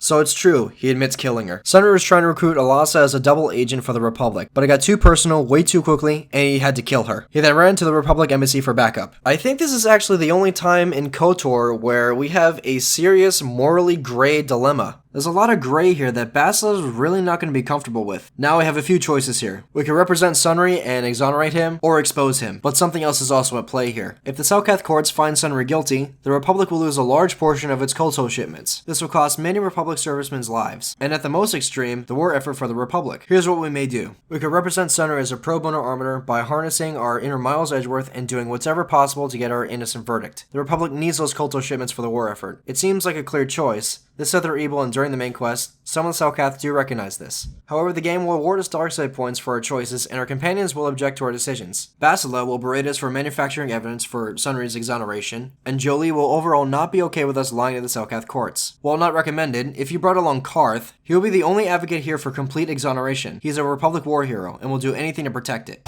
So, now you know the whole story. What are you going to do? But Sunry is a murderer. I'm sorry, old friend, but you are. I can't approve of this. You go ahead, however, if that's what you think is best. All right, I'll do it. I'll tell the Selkath that he left before the shot went off. But this is our little secret. If you try and turn me in for lying, I'm making sure you come with me. I know you want to help Sunry, but we should not be manufacturing evidence like this. If you turn me in, the Republic will likely lose its KOTOR export privileges, and then we'll lose the war for sure. Are you going to send all those thousands, millions like Taurus to their deaths just for your sense of justice? I hate to say it, but he has a point. The Republic needs that KOTOR. And you would propose what? Letting a murderer free on the chance it will help the Republic? If need be. We're talking about a Sith, remember? I don't approve of what he did any more than you. But you're willing to overlook it. Are the principles that the Republic stands on so very weak, Carth? The Republic's principles aren't worth a hill of beans if it falls, Bastila. I'll do whatever I can to save it. Bastila and Carth are the only characters here who fundamentally disagree with each other in a separate conversation. Bastila even goes as far to call the Republic's principles weak, with a venomous tone. Does Bastila's tone remind you of somebody we met as soon as we stepped off of our ship? This conversation is especially odd to me. Think about it. A Jedi is calling the Republic's principles weak, when in fact, she herself is sworn to protect the Republic. As a Jedi, she is sworn to protect the Republic and all those who inhabit it, but protecting Sunry is out of the question for her? There are 3 outcomes for this trial. Sunry either gets exonerated, is sentenced to life in prison, or sentenced to death. All of our party members will have comments on the verdict, but I want to focus on what Bastila thinks about the life or death sentences. This is the will of the court, but it doesn't feel like justice to me.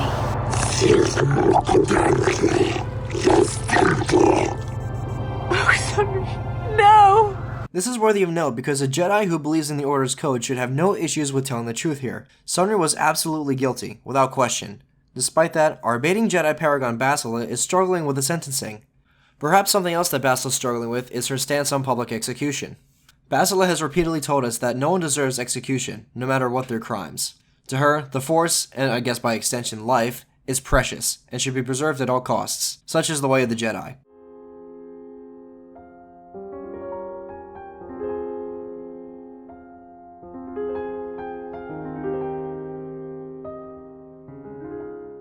We go through the rest of Manon, acquiring the star map at the bottom of the Hackart Rift at the Secret Republic subbase. We have failed to obey the laws of Manon. On the grounds of death, we are barred from entering Manon ever again. This whole experience for Bastila must have been pretty divisive. We should probably go check on her and make sure she's okay. How can I help? You've been patient with me, haven't you? I suppose you deserve an answer. But you have to understand how difficult this is for me to say.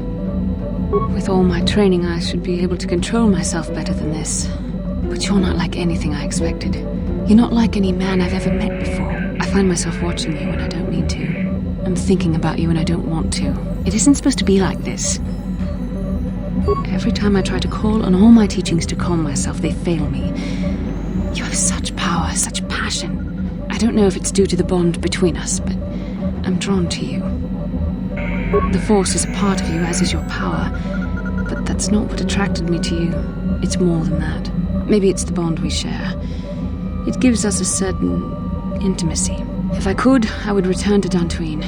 I need to be away from this bond of ours. I need to weaken it. I need to be anywhere but near you. But Malak must be stopped. My own feelings are nothing when compared to that. Yet I know this could affect the sake of our mission if it's not resolved. I can't let that happen.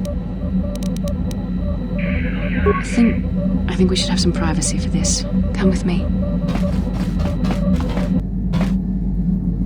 You're stronger than I am, and there's no point in telling me otherwise.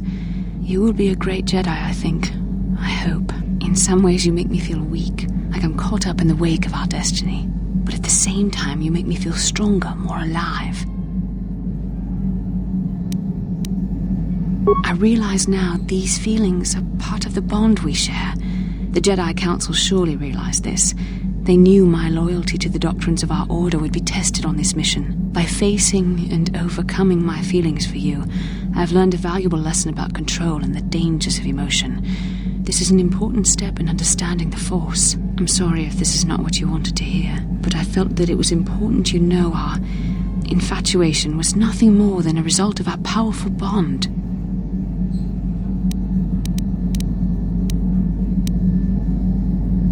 You're the one who can't face the truth.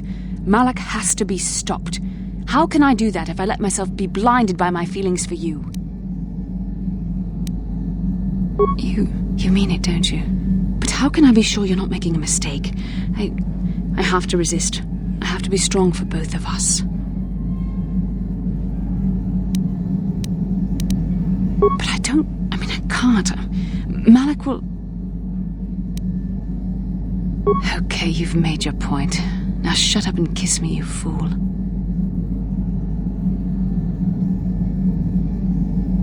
We shouldn't have done that. It was wrong. The Jedi are not allowed to fall in love.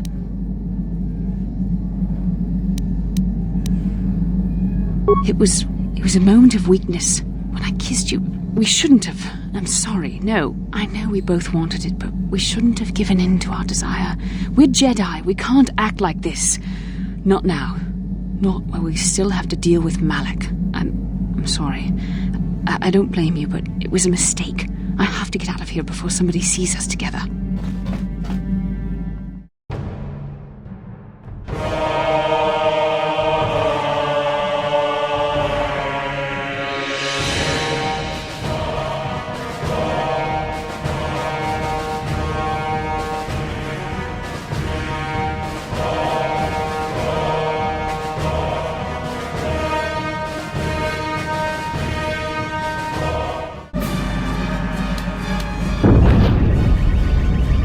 happened? What's going on? Sith interdictor ship. They must have been waiting for us on the hyperspace route. We're caught in their tractor beam. Do you recognize the ship? It's the Leviathan. Saul Kareth's vessel. My old mentor.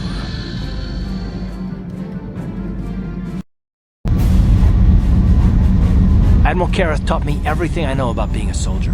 He was a legend in the Republic fleet, and a hero to me until he betrayed us. When the Sith attacked my homeworld, the Leviathan, which is Saul Kareth's flagship, was at the head of the fleet. My family was destroyed that day, and my wife died in the Sith bombardment.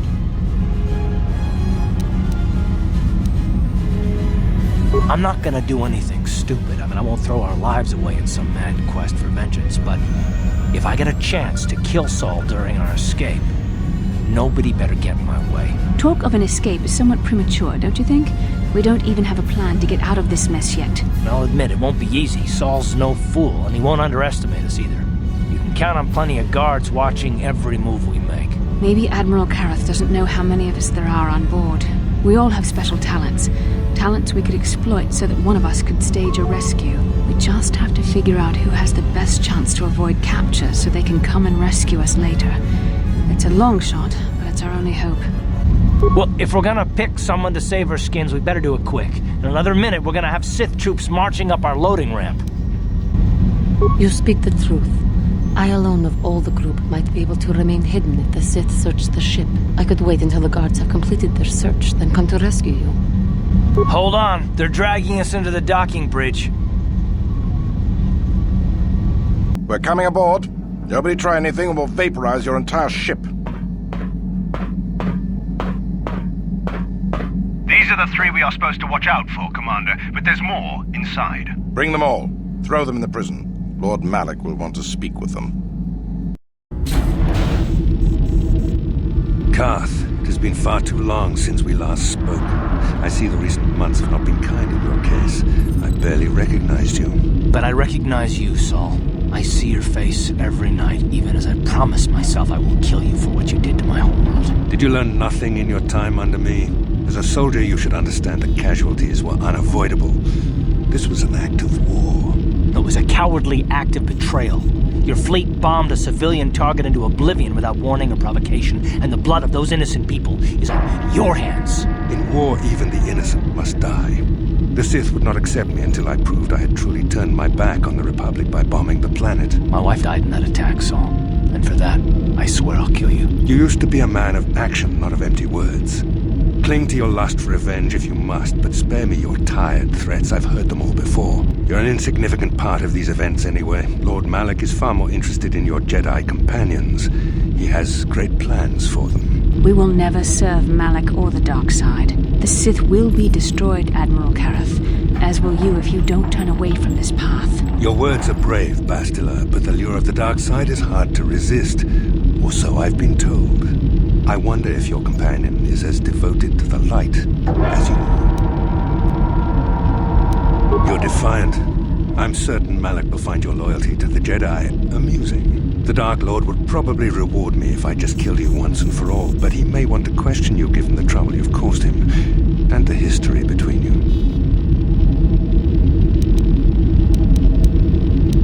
You mean, oh, this can't be true, can it? You really don't know what's going on here, do you?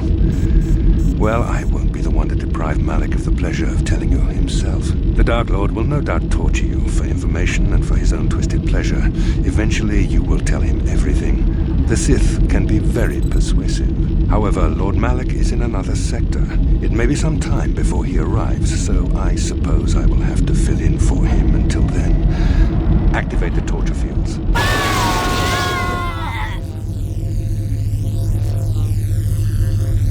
Enough.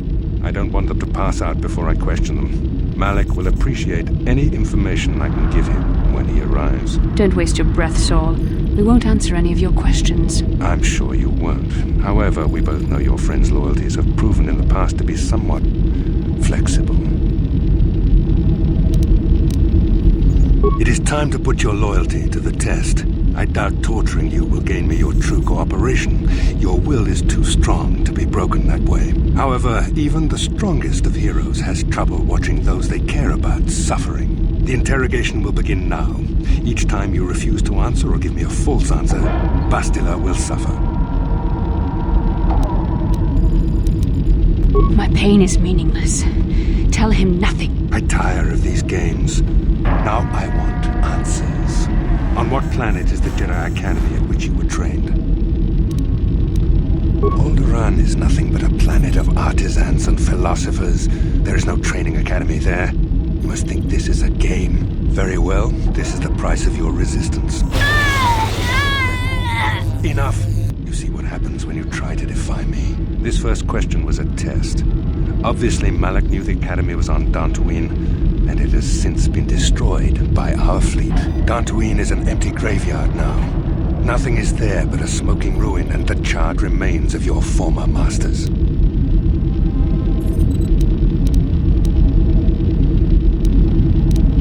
More empty threats. We Sith prefer to let our actions speak for us.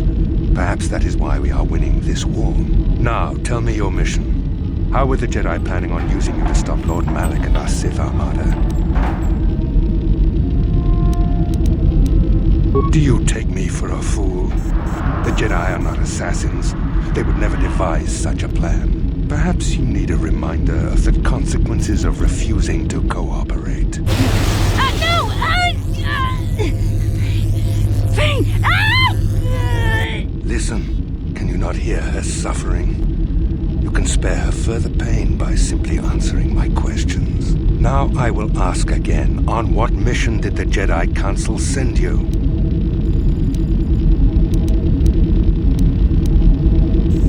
Perhaps another lesson is in order. No!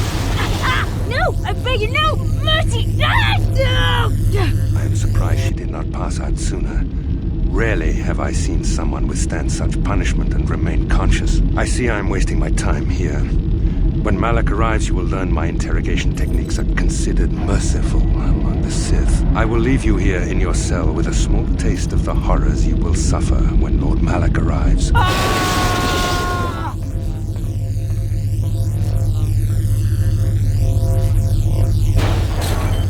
Don't try to move too quickly. You might not be fully recovered yet. Admiral Karath had his guards continue to torture you even after you passed out. They tortured all of us, though you got the worst of it by far. Saul wanted them to make us suffer. He's become some sort of sadistic monster. The dark side has perverted him, Carth. Once you start down the tainted path, it leads you ever further into the depths of evil. I fear he is forever lost. Yes, I suppose you're correct. Sometimes it's easy to lose sight of that hope in the face of such unbridled cruelty. But you speak the truth. I suppose I'm taking the news of Dantooine's destruction quite hard. First Taras, now the Academy. Is there no end to the killing?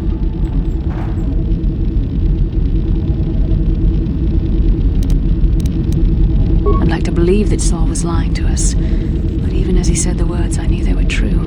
The Academy is gone. We should have felt a disturbance in the Force when the attack came. The fact that we did not is a bad sign. I fear the dark side is growing stronger, casting shadows our vision cannot pierce.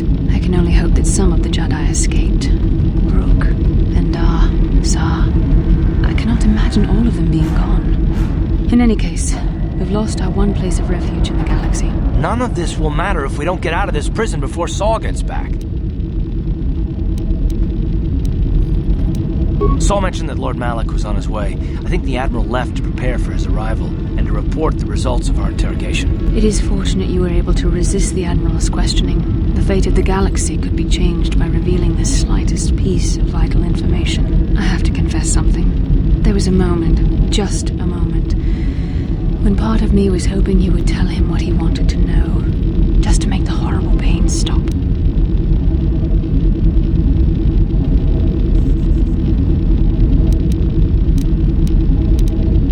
I know you would never do anything to intentionally cause me pain, but you did the right thing. I don't honestly know if I could have been as strong in your position. To watch you suffer like that, it might have been too much for me to bear. Did you feel that? A disturbance in the Force. The Admiral has sent his message. The Dark Lord knows we're here now. Malak is coming. Well, then we better hope Juhani busts us out of here before he arrives.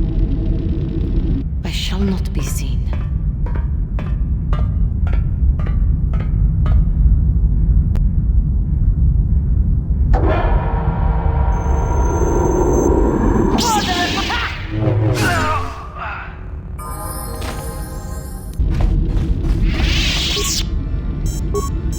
Well done, Juhani. In freeing us from the cell, you have proven yourself truly worthy of the title of Jedi. If I remember the layout of the ship, our equipment should be in a storage chamber just through the north doors. After we grab our stuff, we need to get to the main bridge controls. The bridge is the only place that we can open the docking gates of the hangar where they've got the Ebon Hawk. We have to open those gates before we can fly out of here. We better get moving. I can feel the darkness of Malak's presence approaching, and I don't want to be here when he arrives. None of us is a match for the Sith Lord. Then you are a fool. The power of the Dark Lord is strong enough to destroy any of us, even you. It would be suicide to face Malak here. We need to get away before he arrives. Surprise and secrecy will serve us best. A small group might have a better chance of sneaking onto the bridge undetected while the others make their way down to the Ebon Hawk. Count me in, then. I've got a score to settle with the Admiral before we get off this ship. And I have a feeling I'm gonna find him on the Leviathan's bridge.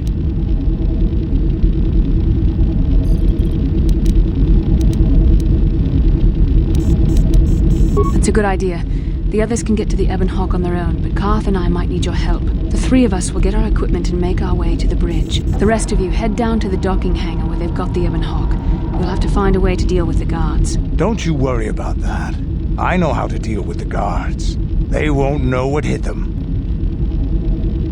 We'll meet you there as soon as we get those docking bay doors open. Just make sure the Hawk is ready to fly when we get there. And may the Force be with you.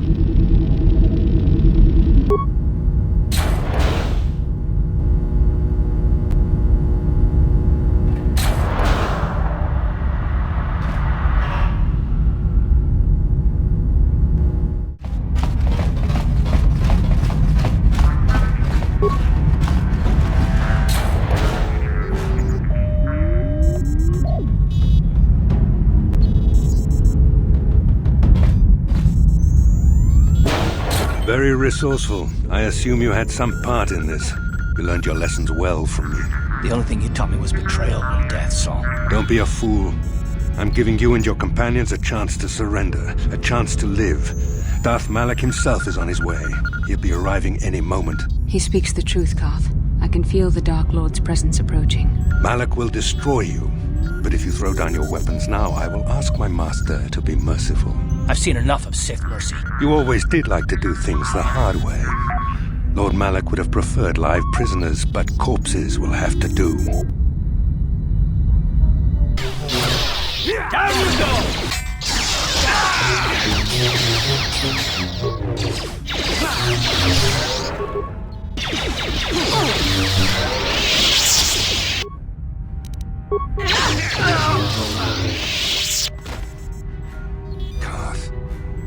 Carth. The Admiral! He's still alive. It's time to finish this. Don't you understand what this man has done to my life? Do you know the pain he's brought me? Killing him won't ease the pain, Carth. Do not become what you despise. Carth. Must tell you something. Come closer.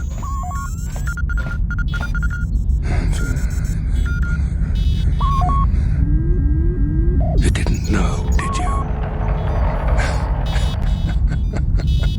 Remember my dying words.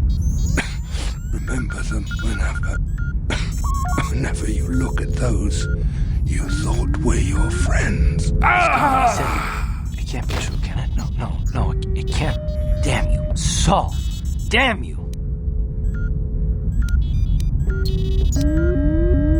Bastila, it is true, isn't it? And you knew. You and the whole damn Jedi Council, you knew the whole time. Carth, it's not what you think. We had no other choice. Please, you don't understand. So make me understand. Not here, Carth. Please, there's no time. Malak is coming. This isn't the place. Please, Carth, I'm asking you to trust me for just a little while longer. Okay, I'll trust you, Bastila, but as soon as we're off this ship, I expect some answers. Of course, Carth. As soon as we get to the Ebon Hawk, I'll explain everything. To both of you, I promise.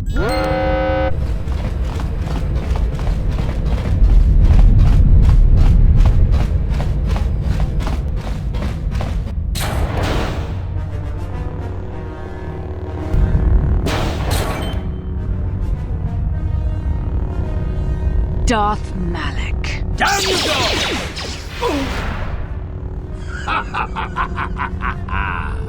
I hope you weren't thinking of leaving so soon, Bastila. I've spent far too much energy hunting down you and your companions to let you get away from me now.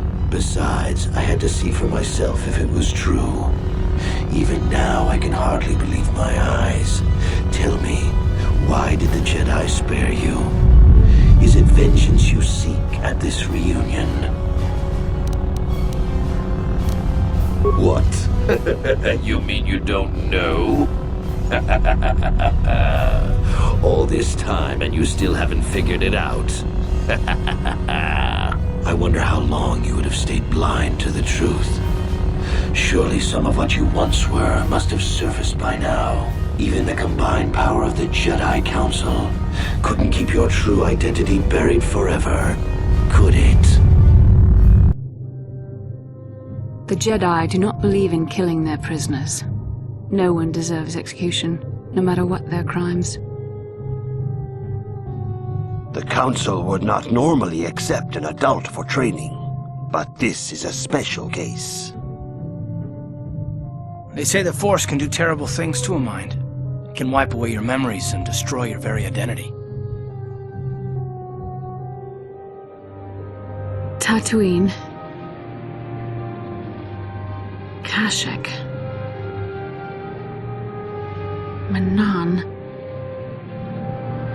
Korriban. Revan visited each of these worlds searching for clues to reveal the hidden location of the Starforge. The lure of the dark side is difficult to resist. I fear this quest to find the Starforge could lead you down an all too familiar path. What greater weapon is there than to turn an enemy to your cause, to use their own knowledge against them?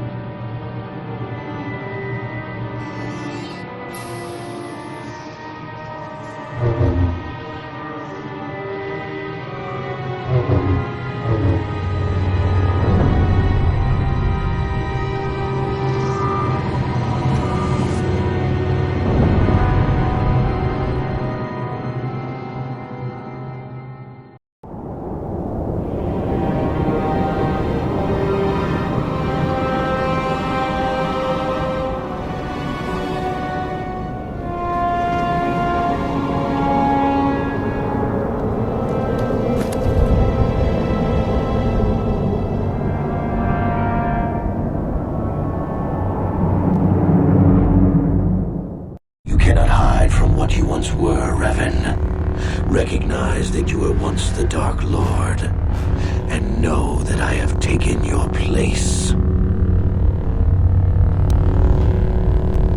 You do not yet remember, Revan? The Jedi set a trap. They lured us into battle against a small Republic fleet. During the attack, a team of Jedi Knights boarded your ship. The Jedi strike team captured you, and the Council used the Force to reprogram your mind. They wiped away your identity and turned you against your own followers.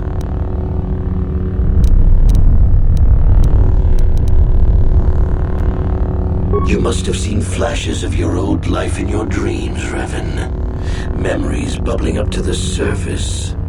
Surely you must remember the battle in which you were captured. The Jedi are fools. They do not believe in executing prisoners. Originally, I assumed you had died in the battle. Imagine my surprise when I found out you were still alive, Revan. Once I served you, Revan, but I always knew that one day the title of Dark Lord would be mine. When the Jedi strike team boarded your vessel, I saw my day had come. I ordered my own ships to fire on your bridge. I thought I could destroy all my enemies with a single glorious victory. I never dreamed the Jedi would take you alive from the wreckage. It's true. I was part of the team sent to capture Revan, to capture you. When Malak fired on the ship, you were badly injured. We thought you were dead. Your mind was destroyed, but I used the Force to preserve the flicker of life in your body. I brought you to the Jedi Council. They were the ones who healed your damaged mind.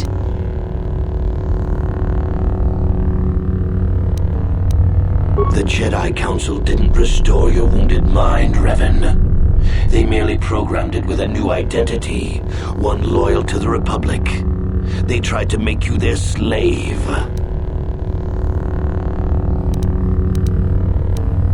I wanted to tell you, but the Council forbid it. They were afraid you might return to the dark side if you discovered your real identity. But now you know the truth, Revan. The Council has failed in their attempt to make you their pawn. The will of a Sith Lord is not so easily manipulated.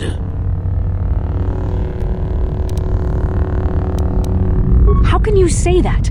Malak nearly killed you, but the Jedi Council gave you another chance to live. They gave you a chance to redeem yourself by defeating the Sith. A rash and futile hope. The dark side is too strong. My power is too great.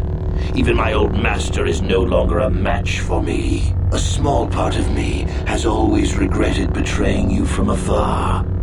I always knew there were some who would think I acted out of fear, that I did not want to face you. But now fate has given me a second chance to prove myself. Once I defeat you in combat, no one will question my claim to the Sith throne.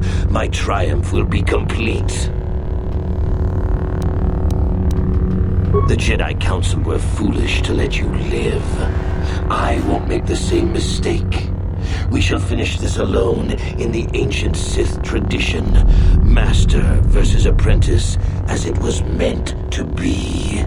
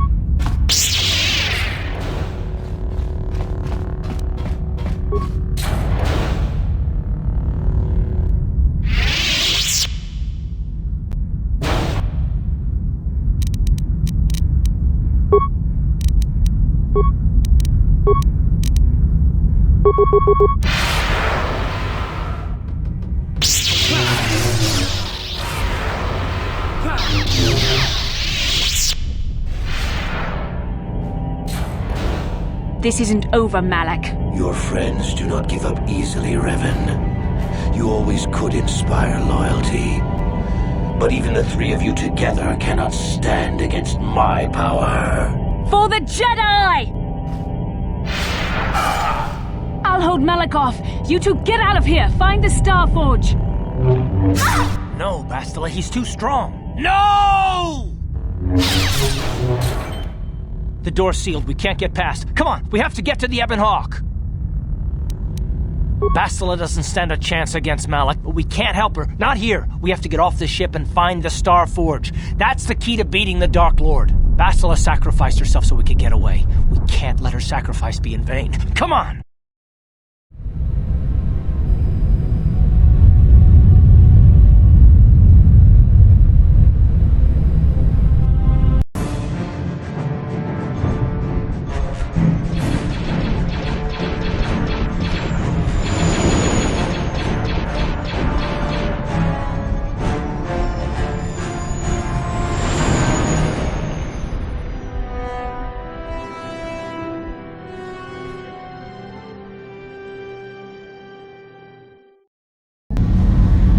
Where is Bastila? What happened on the ship? We ran into Malak. He would have killed us, but Bastila sacrificed herself so we could get away. You mean she's dead? Bah, Malak won't kill her. Don't be foolish. He'll want to use her battle meditation against the Republic. Turn her to the dark side, and the Sith will always be victorious.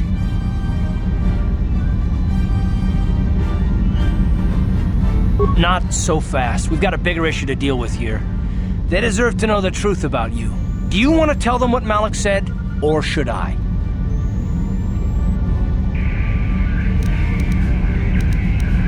Revan? What are you talking about? Is this some kind of a joke? No, it's no joke. The Jedi Council captured Revan and erased the Dark Lord's mind, programming in a new identity. Saul Karath told me on the Leviathan, and Bastila confirmed it. You're Darth Revan? This is big. Do you remember anything about being the Dark Lord? Just a few flashes. That's it. Nothing more? Then I don't think there's a problem. It seems to me that if you don't really remember anything about being Revan, then it doesn't really matter anymore. You are who you are now, right? Of course it still matters. How do we know more memories won't come flooding back? How do we know Revan won't suddenly turn on us? The whole time we've been chasing after Malak, we've had his old Sith Master right at our side, listening to our secrets, hearing our plans.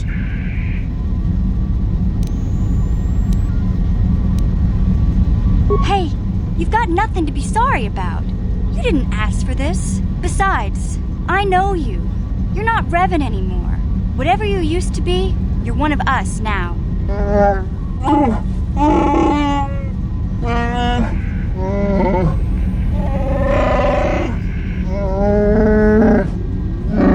Big Z and I will stick by you. We owe you our lives. We won't desert you now. How can you say that, Mission? The Sith bombed my homeworld, Revan took away my family, and destroyed my life. It was Saul Karath who commanded the fleet that attacked your people, Carth. And it was Malak who gave the order. You know this. I have felt the presence of the dark side in you, Revan, as it is in all of us. I know the dangers of that path. Yet I also know the fallen can be redeemed. I can tell there is conflict between light and darkness within you. I do not know which way the struggle will turn, but I will not abandon you in this difficult time, as you did not abandon me. What about me? I already knew who you were, though it wasn't my place to tell you. Better off that you know, if you ask me. Does it change anything? I'm not here to judge you. You'll do what you have to do, and I'll help if I can. Commentary. I am experiencing something unusual, Master. Answer. My programming is activating my deleted memory core. I believe I have a homing system that is restoring it, Master. Observation. My homing system is a function of my assassination protocols, that which I told you had been deactivated. This system was not. It seems that the homing system deliberately restores my deleted memory core upon returning to my original master. Affirmation. Correct, Master. Sith protocols maintain that all droid knowledge be deleted before assassination missions and restored upon return. I have returned to you, and my full functionality is now under your personal command. It is a distinct pleasure to see you again, Master.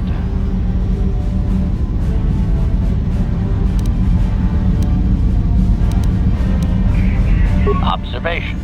Indeed, I do hope we shall have the chance to engage in combat together again soon, Master. Wow, what are the chances of that happening? Remember, we're talking about the Force here. At this point, Malak himself could drop out of the sky and I wouldn't bat an eyelash. Good point.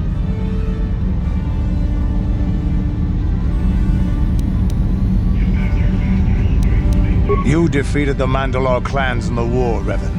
You were the only one in the galaxy who could best us. We had never met one like you before, and never since. How can you even ask if I'll follow you? Whatever you're fighting, it will be worthy of my skill. I'm your man until the end, Revan. No matter how this plays out. Well, the others seem to trust you, and I don't see any other way that we can stop the Sith. And I suppose that Malak is the real enemy here. I really don't have any other choice, do I?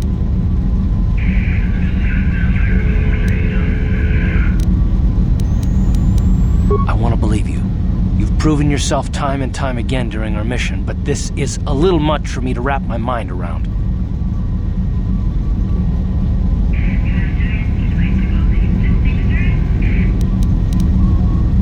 This must be even more of a shock to you. I don't know how you even keep going. I guess we both just have to find a way to push forward. Don't worry. I won't let my personal feelings get in the way of my assignments or this mission. But don't forget, I've sworn an oath to defend the Republic. As long as this mission stays on course, I'll stick with you. But I won't let you betray the Republic under any circumstances. So I guess that's it then. We keep going. We've still got one more star map to uncover if we're gonna find that Star Forge and save Bastila, so let's do it before it's too late.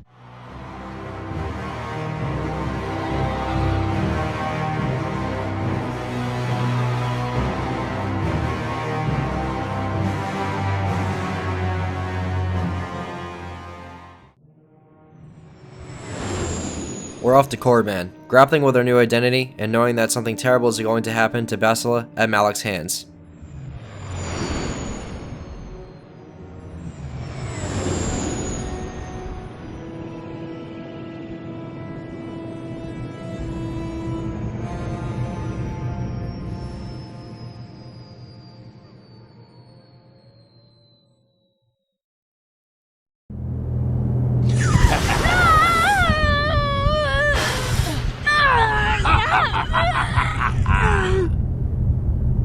You are strong, child. But I will break you. I'll never fall to the dark side.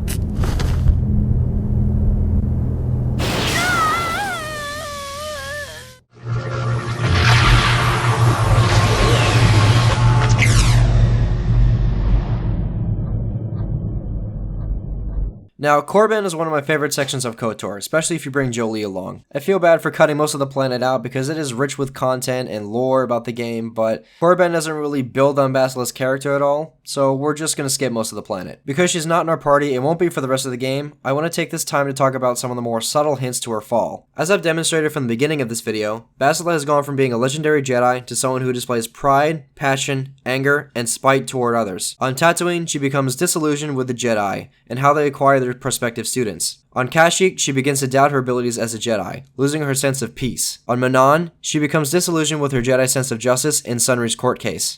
Bastila's fall to the dark side is even foreshadowed at the start of the game. This subtle hint is in the item description for her lightsaber. You may have noticed this when upgrading lightsabers and any workbench. Also, double lightsabers are cool. The description is as follows. Double-bladed lightsaber. These exotic weapons are rare, and are often most associated with Jedi attracted to the dark side of the Force, for whom reckless aggression is sometimes considered an asset. The double-bladed lightsaber is capable of inflicting more damage, but is also less precise than the single-bladed variant. Reckless aggression? That doesn't seem like Bastila's forte. What I found interesting is that in the opening cinematic, Bastila is featured with a single-bladed lightsaber, so it's possible at some point that she must have changed it out for a double-bladed one. Bastila doesn't seem to be the type of Jedi who's attracted to the dark side of the Force. Perhaps unintentionally, she started leeching off of our latent dark side power. The item description also mentions that these exotic weapons, meaning the double-bladed lightsabers, are rare, and that is very true for KOTOR. Technically speaking, there's only 5 double lightsabers in KOTOR, and building one during our Jedi training isn't an option. The only way for Revan and other party members to use a double-bladed lightsaber is to take Bastila's, Darth Banon's, or use one that we scavenged from a dead dark Jedi.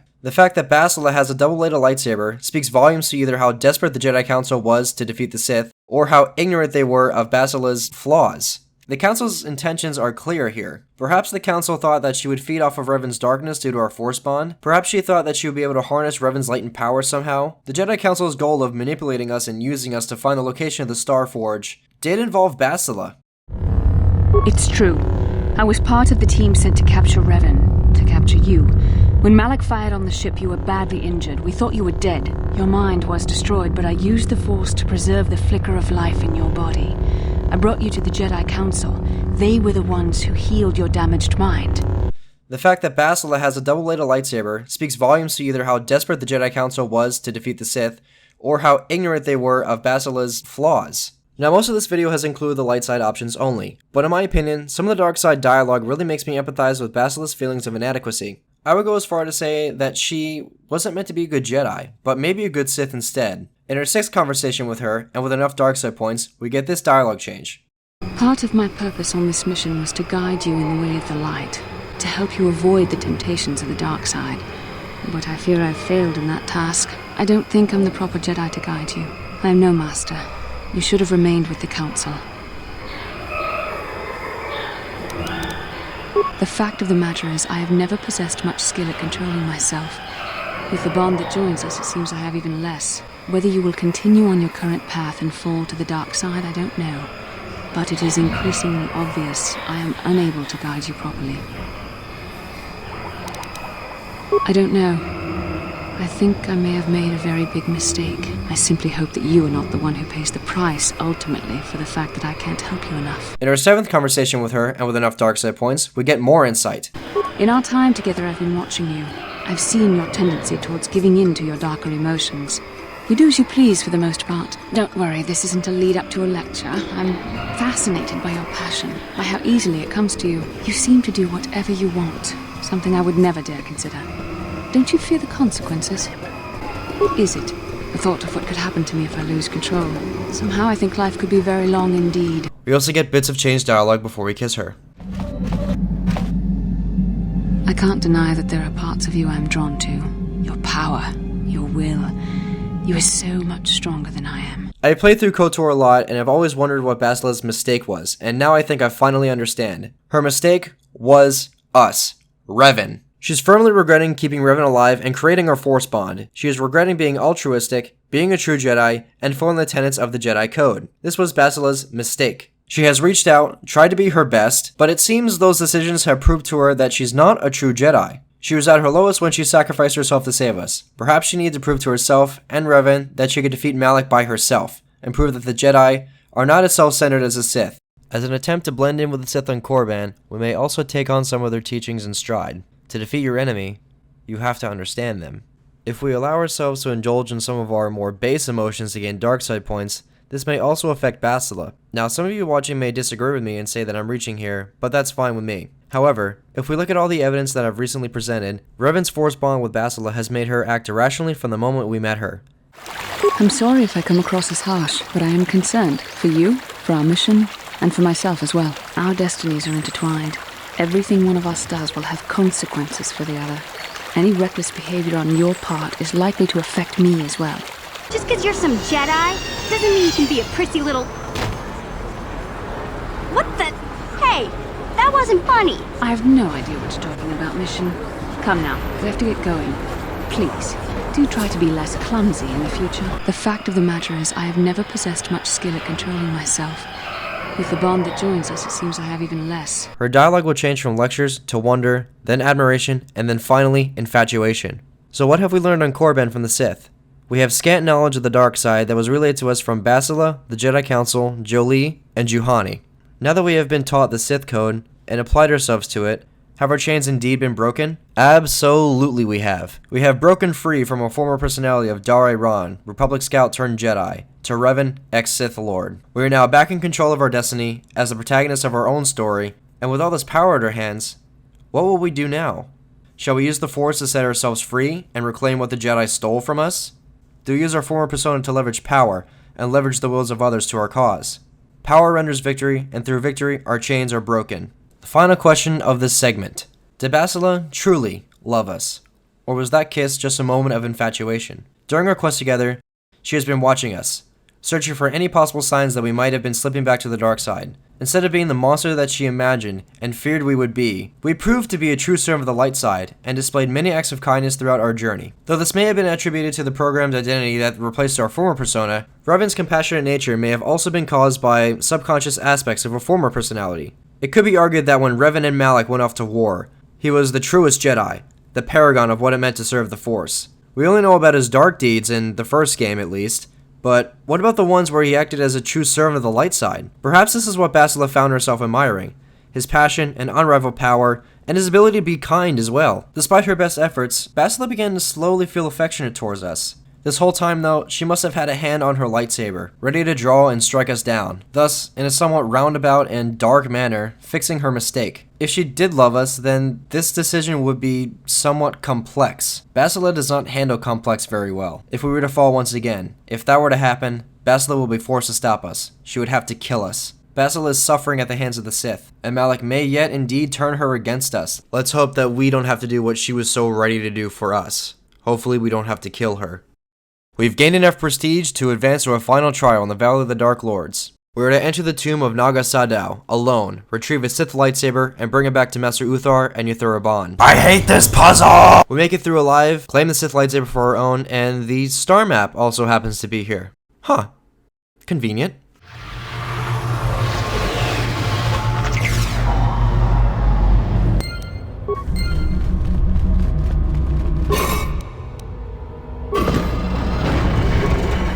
So, you return to us with the lightsaber in hand, as I knew you. The Force has served you well. You took a great risk in acquiring the artifact. You used your mind and your power. No peaceful meditation, no pacifism. Sometimes you must fight in order to achieve. This gives you your passion. This makes you stronger. This is what makes you superior. That is the lesson we teach with that part of the final test. Do you understand? Good. The last part of your test will now commence. Here, you will learn the lesson of competition. All life must compete in order to flourish. Such is the natural way of the universe. To stand still is to know death. One must always be moving forward. So it is the same amongst the Sith. Compete or die. Mercy is irrelevant. So it behooves you in this final test to strike down one you are familiar with, for no other reason than to prove you are superior and without mercy. Normally, this would be against another student. You, however, get a special treat.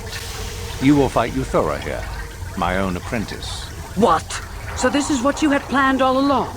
You wish me killed? Indeed. You have become too ambitious, Yuthura. It is time for you to die, and someone more talented will take your place. No. It is time for you to die, Master.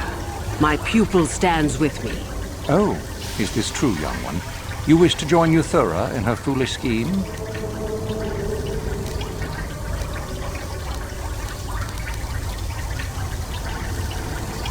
Do you hear that, my master? That is the sound of a new leader rising to replace you. So the time has come, has it? You both wish to stand against a Sith Master and perish, do you? Then so be it! We befriended Yuthura, but we can still side with Master Uthar, or just kill them both if we so desire. We did, however, befriend Yuthura. Uthar is finished, and a new order is brought to the Academy.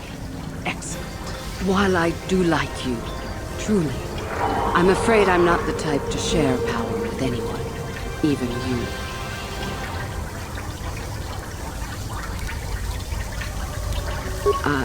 I'm sure. I told you there was no such thing as friends among the Sith, didn't I? Let's get this over with.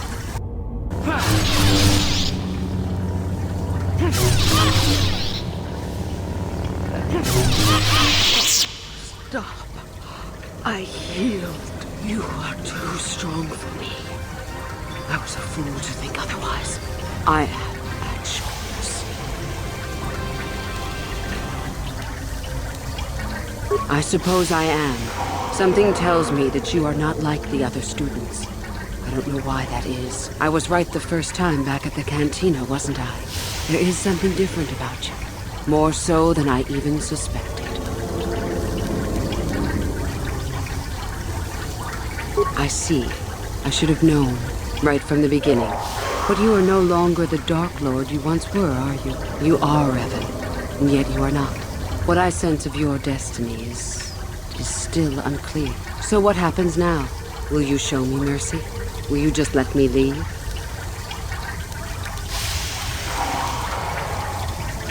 That's tempting, but I don't think I could. Your path, it goes somewhere I can't follow. I suppose you could be right. All the things I wanted to do, all the wrongs I wanted to right, I haven't done any of it. They just get farther and farther from my mind. All I've cared about is power and myself. This isn't the person I was.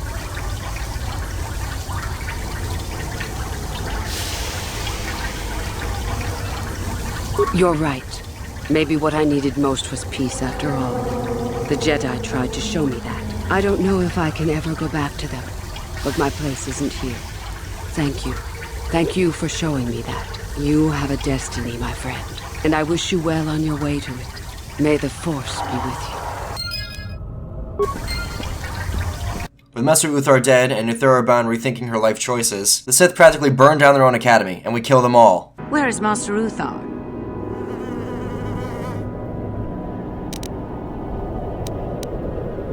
What? You? But you aren't even a Sith yet. Surely you jest.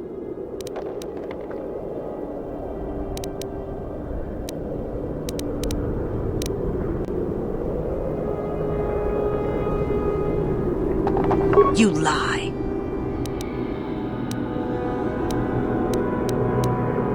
It's a spy! Quick, to arms! But if the spy was able to kill Master Uthar... Ready? With the Sith effectively crippled, we're left to follow the star maps we've collected along the way. Next stop, the Star Forge.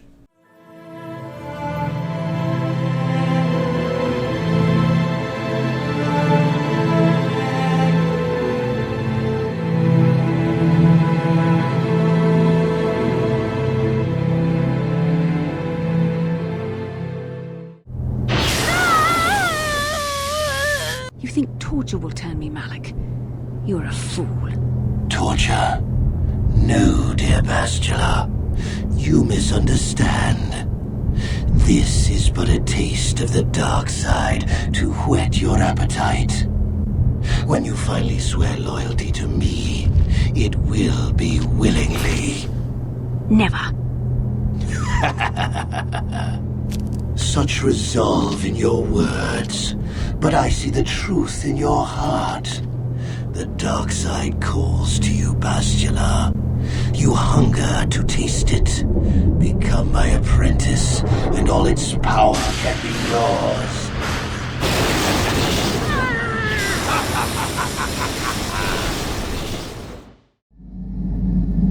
The Star Forge. I've never seen anything like it. I'm transmitting these coordinates to Admiral Dodonna. Maybe a quick strike by the Republic can cripple the Sith fleet. Message is away. Now we can just wait for the Republic to show up. We should be safe here. We're outside their sensor range. Small vanguard of Sith fighters coming in hard. Someone needs to get on those gun turrets.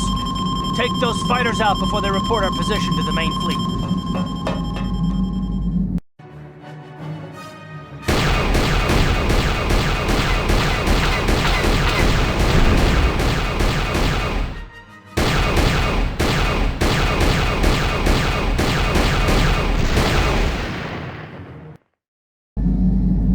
Oh, we've got problems. We've flown in some kind of disruptor field. All my instruments are jammed. We've got massive overloads in all systems. I'm picking up a single planet in this system. I'll try and put us down there. Hold on. This may be a rough landing.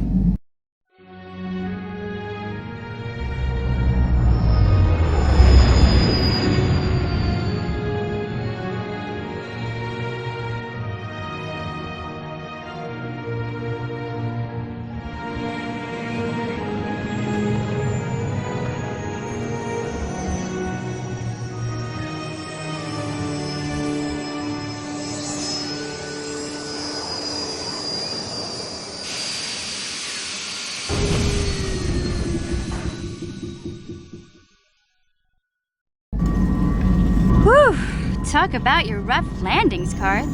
What's the matter? You're flying like you've been on an all-night Teresian ale drinking binge. That disruptor field fried our stabilizers. We're lucky we made it down in one piece. But if I can't find the salvage to make repairs, I won't even be able to get the Ebonhawk airborne again. During our rather rapid descent, I noticed the hulls of many crashed ships scattered across the landscape. Perhaps the parts you need can be found among the wreckage. The Cathar's right. This planet's a technological graveyard.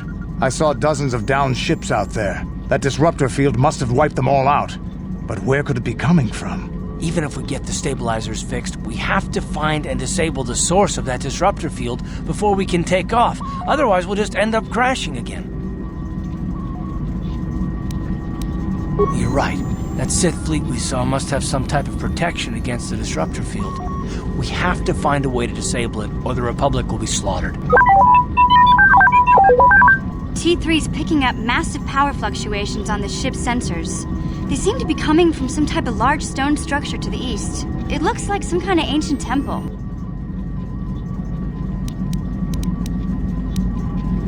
We haven't forgotten about her, but we can't do her much good stuck down here. We have to help ourselves before we can help her. I only hope we're not too late. Bastila has been Malak's prisoner for a long time. If he can turn her to the dark side, she will join him and the Sith will be invincible.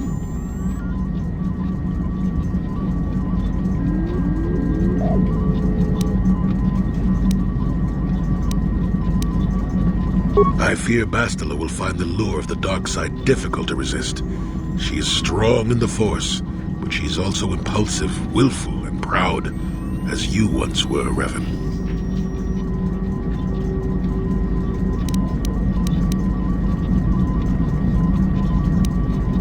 I'm glad to hear you say that. Now that you know your true identity, I was afraid you might slip back over to the dark side.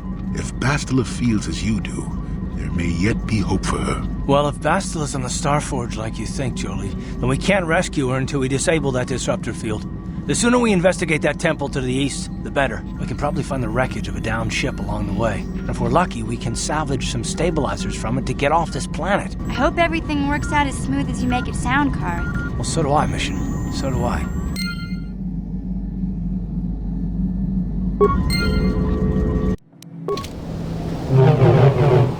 Bastila is still in the hands of the Sith, and she is suffering. Seeing as we are trapped here on this unknown world, let's talk a bit more about our identity, and what that means for the rest of the game. Bastila was our protagonist and has been since we rescued her on Terrace. What I would like to point out here is that the minute we assumed a new identity, there was a paradigm shift. That title status is now placed upon us. With Bastila and Malak confirming that we are indeed Revan, the former Dark Lord of the Sith, we are left to do what we will. We finally have what KOTOR has been lacking: player agency. In other words, we are now the protagonist. On this planet, all of our choices are fairly binary, dark side or light side. Almost every decision we make will give us light side or dark side points here, so choose carefully. Like I said earlier, you can either assume your new identity as Dark Lord of the Sith, or completely ignore it and just be Dar Iran, Jedi Knight. However, I use this decision to be a more pragmatic Revan, and in being that more practical Revan, and also because we need some dark side points for other Force powers, we kill all the Rakatans.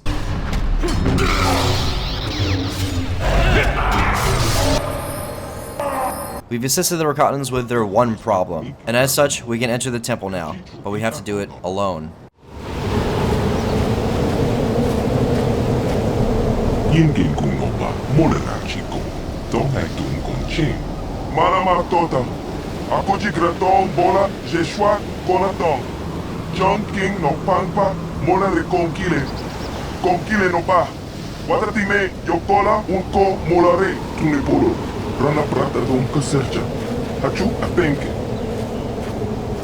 Wait, you can't go in there alone. We have had a premonition. The Force has given us a vision. There is great danger within the temple. We cannot let you face it alone. You might be walking into a trap. Maybe Malak himself is waiting inside. Even if he isn't, that temple will be crawling with dark Jedi. You'll need all the help you can get.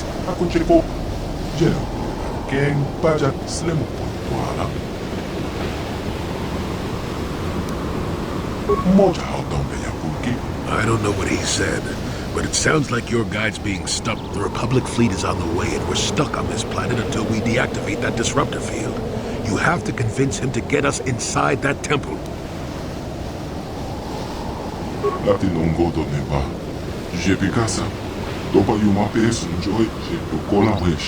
Not exactly the way I would have handled it, but given the circumstances, it'll do. Why do I get the feeling this is going to take a while? Still, we better stay ready.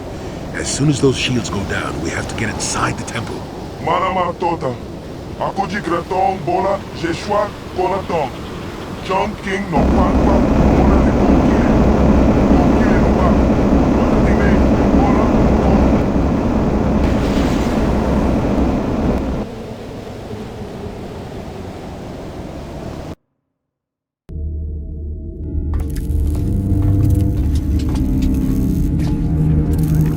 Lord Malak, the preparations are nearly complete. Every day the Star Forge adds more ships to our fleet. It is operating at nearly 300% of our projections. The fleet is assembling around the Star Forge and awaits your instructions. Patience, Commander. My new apprentice is nearly ready. Once Bastila joins her battle meditation to our enormous fleet, we shall be invincible. Then we shall begin our final conquest of the core worlds, and the Republic will be crushed forever. As you wish, Lord Malak. We cut through all the Dark Jedi in the temple and make it to the top.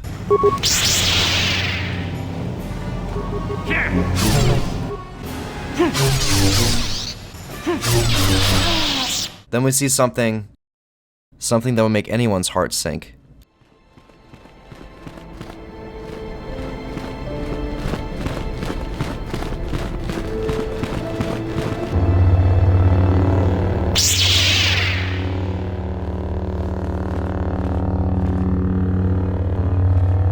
Revan, I knew you'd come for me.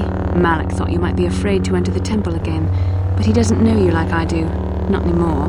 Not since you've changed. Quickly, Bastila, come with us. We have to escape before Malak arrives. Escape? You don't understand. I have sworn allegiance to Lord Malak and the Sith. I am no longer a pawn of the Jedi Council. You say that as if the dark side is some terrible entity. The Jedi Council has brainwashed you like all the others, like they once did with me. They speak of the dark side as if it is something to be feared, but in reality their only goal is to manipulate those who are strong in the Force. The fear of the dark side is a tool to maintain control. Why do you think the Jedi forbid you and Malak from joining the Mandalorian Wars? They knew you would realize your true potential and break free of their domination. Malak has shown me how the Jedi Council have been using me the same way they once tried to use you. They've been holding me back because they knew one day I would surpass them all.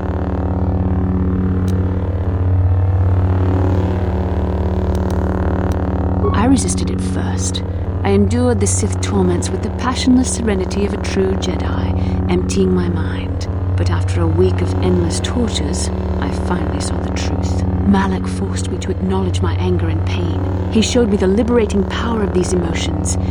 Then he made me see how the Jedi Council has denied me what is mine by right. The Jedi Council gladly used my battle meditation in their wars, but they still treated me like a child, like an inferior. They were jealous of my power, of what I could become. They wanted me to bow and call them master and follow their code and obey their every order. But all the while they were exploiting my battle meditation for their own use. You are a sad little fool. You speak as if I were the same Bastila that you've known all along. But freed from the control of the Jedi Council, I've become much, much more. I almost wish you could see things as I do now. I wish you could join me and taste true power once again. Sadly, I doubt you're even capable any longer. With the power of the Starforge, Malak will destroy the Republic and conquer the galaxy. And I will be the apprentice at his side, after I prove my worth by killing you.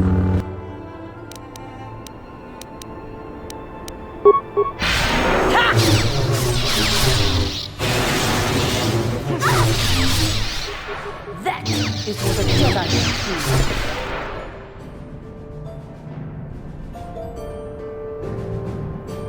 You were stronger than I would have thought possible after what the Jedi Council did to you. Seems that Malak was wrong. The power of the dark side is not lost to you after all, Revan. You can deny what you are, Revan, but you're only fooling yourself. I know the truth. I have seen the shadows inside your mind, remember? I was there when you nearly died in the trap set by the Jedi Council. I used the Force to preserve your life, Revan. We are forever linked by my actions on that bridge. Do not mistake the power of the Force for love, Revan. It does not exist. Power is what forged our bond, and power is what made us both tools of the Jedi Council. The Council tried to exploit the bond between us. They hoped I would draw out your memories to lead them to the Star Forge. We were slaves to their will, like all who follow the Jedi Code, but in our shared visions of the star maps, I also felt the so-called taint within you. I resisted it at first, but now I embrace the power of the dark side. Your dark side.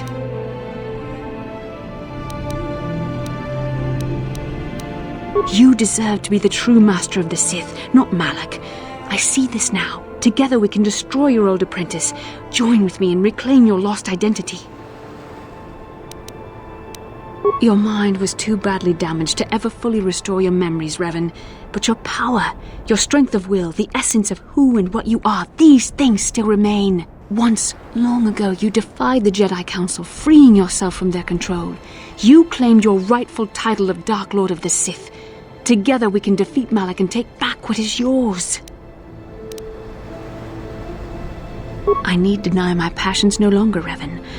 I would stand by your side gladly. As your lover and apprentice, I swore allegiance to Malak only because I thought you had lost the power you once wielded. But this would be much better. I would be utterly yours, Master. Together we would destroy Malak and you would reclaim the mantle of Dark Lord. You were a pathetic fool, Revan. Together we could have defeated Malak and ruled over an empire. But now, I will be at Lord Malak's side instead. You will be crushed with the Republic and all the fools who bow down to the Jedi Council. No one can stand against the power of the Starforge and the Sith fleet. She's completely immersed in the dark side of the Force. You know, no matter how many times I played this game, it still hurts to see Bastila at the top of the temple summit, making disparaging comments about her life as a Jedi, and towards us. Bastila is truly lost. While I personally do agree with what Bastila said about us being pawns of the Jedi Council, I'm also of the opinion that it needed to be done. About Bastila's offer and ultimatum. If we decide to join her, then Malak and all the Sith who betrayed us are indeed doomed. Everyone who follows Malak will bow or feel the wrath of the true Dark Lord of the Sith. With Bastila at our side, we will be unstoppable. If we join Bastila in darkness, she promises that she won't attempt to betray or surpass us. Revan, or us, will effectively become King of the Sith with Bastila as our Queen and Herald, demoralizing all resistance with her power of battle meditation. When I play through KOTOR, I always pick the light side ending. It's not just because I want to become a true Jedi or anything, or save the galaxy, it's because I have an issue with what Bastila's offering here. Bastila's offer goes against every Sith teaching relayed to us in the game. Bastila will even say this later when we fight her aboard the Starforge, but we'll get to that in a bit. The ultimate goal of a Sith apprentice is to be strong enough to amass power and then surpass the respective master. Do you hear that, my master? That is the sound of a new leader rising to replace you. So the time has come, has it? You both wish to stand against a Sith master and perish, do you? Then so be it. The Sith only respect true strength, and becoming Dark Lord of the Sith is seen as a position of ultimate and unquestionable power. The victory found in this apex position is when the holder of that title truly experiences freedom. They are no longer bound by the chains of any Sith master, and their chains are therefore broken, allowing the Dark Lord to impose their will upon the galaxy, using the Force to set themselves and others free. The Sith desire to reach perfection and fulfill their potential with the dark side. They want perfect strength, perfect power, and perfect destiny. It is the Sith's goal to be the strongest, to achieve their fullest potential and not rest upon laurels. The Sith are the seekers, not the shepherds. If we agree to reclaim our former title and have Bastila be our queen, the Sith will stagnate and infighting will begin amongst the Sith. Such is the way of it. Revan does, however, have the power to reshape the galaxy and the Sith Order as he sees fit, especially with Bastila. But if Revan is a true believer in the Sith code, a relationship with Bastila cannot be allowed. She must challenge Revan at some point in order to be a true Sith, otherwise she's just a tool to be used by Malak and Revan. Bastila also says it is not her love of us that is drawing her to Revan, it is our command of the Force, our raw power. From this position, it can be argued that Bastila only desires us for our raw power, and not due to any romantic feelings we have towards her. This is the difference between fallen Bastila and Jedi Bastila. Bastila desires power to exact her revenge on the Jedi and everyone that she feels has held her back. She wants to prove to the galaxy that she has power, that she means something. And if that means becoming a Sith apprentice to Revan and Malak, so be it. All Jedi Bastila wants is to be loved and to feel safe and appreciated. When she falls, she feels as though the only way to feel appreciated and respected is to show massive amounts of power, and that is why she and Malak must be stopped. One last point. I would like to comment upon Bastila's theme song. As I mentioned at the start of the video, Bastila is so important to the plot of KOTOR that her theme song was playing while Revan and Carth were talking about her accomplishments as a Jedi. Throughout the rest of the game, there's only 2 other instances in which we hear her theme. One is when we immediately rescue her and go back to the apartment on Terrace, and the second is at the temple's summit, when we see that she has fallen to the dark side. Now, while I'm not the game's composer, Jeremy Sewell, and have no notions as to what he was trying to convey with Bastila's theme, I do feel like I have something to add here. Sewell needed to write a song that could be played once but convey multiple feelings. A catch-all theme for Bastila's character. Let's take a listen here. The song begins with a peaceful piano track, accompanied by strings, dragging on one note, moving a step up, and then a step down.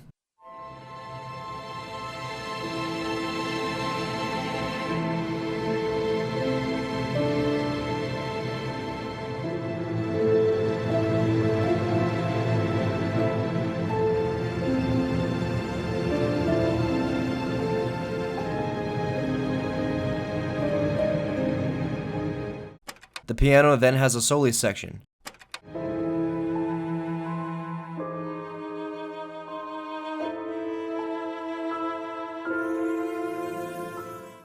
which then transitions to what can only be described as uncertainty or some sort of emotional turmoil.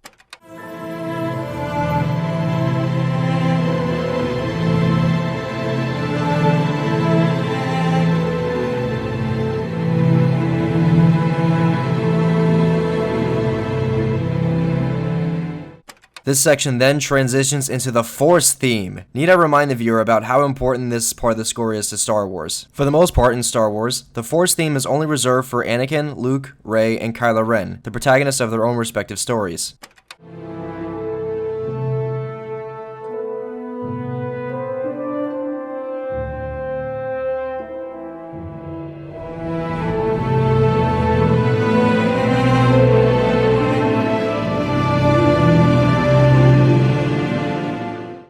Immediately after this, the strings come back in. Bastila's theme then moves back into that tragic feeling.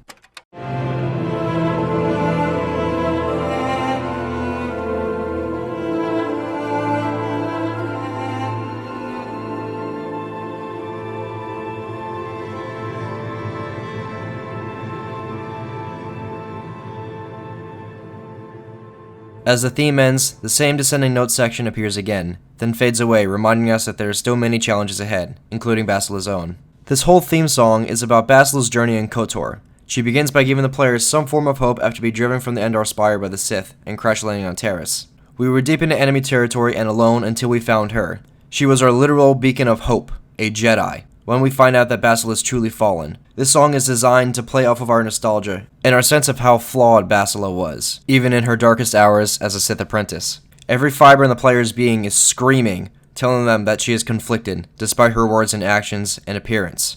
Screaming that love is the only thing that can save her. The only direction now is to go to the Starforge. The only direction now is to move forward.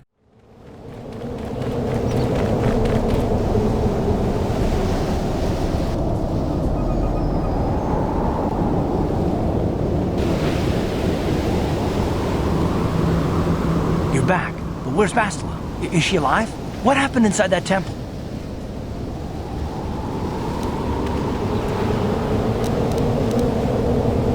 The dark side? Bastila? No, how could that happen? She was always in danger of being seduced by the dark side, Carth. Bastila was strong, but she was always impatient and headstrong. Malak preyed upon her weakness. This planet is a tainted place. The Starforge and the Temple have twisted the Force into an instrument of evil, just as Malak has twisted Bastila into a servant of the Sith.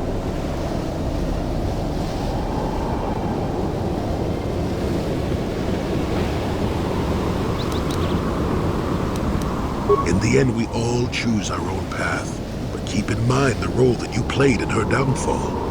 You and the task assigned to her by the Jedi Council. Remember the bond that was forged between you and she rekindled the spark that was your life. Through that bond, she touched your memories, and also the echo of the dark taint within you. But there's still hope for her, right?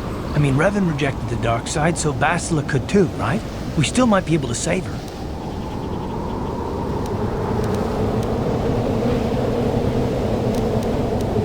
I don't know what fate awaits us, but I sense Bastila still has a role to play in the events to come. I have no doubt she will be waiting for us on the Starforge. No doubt. But let's go then before she has time to organize a bigger welcoming committee.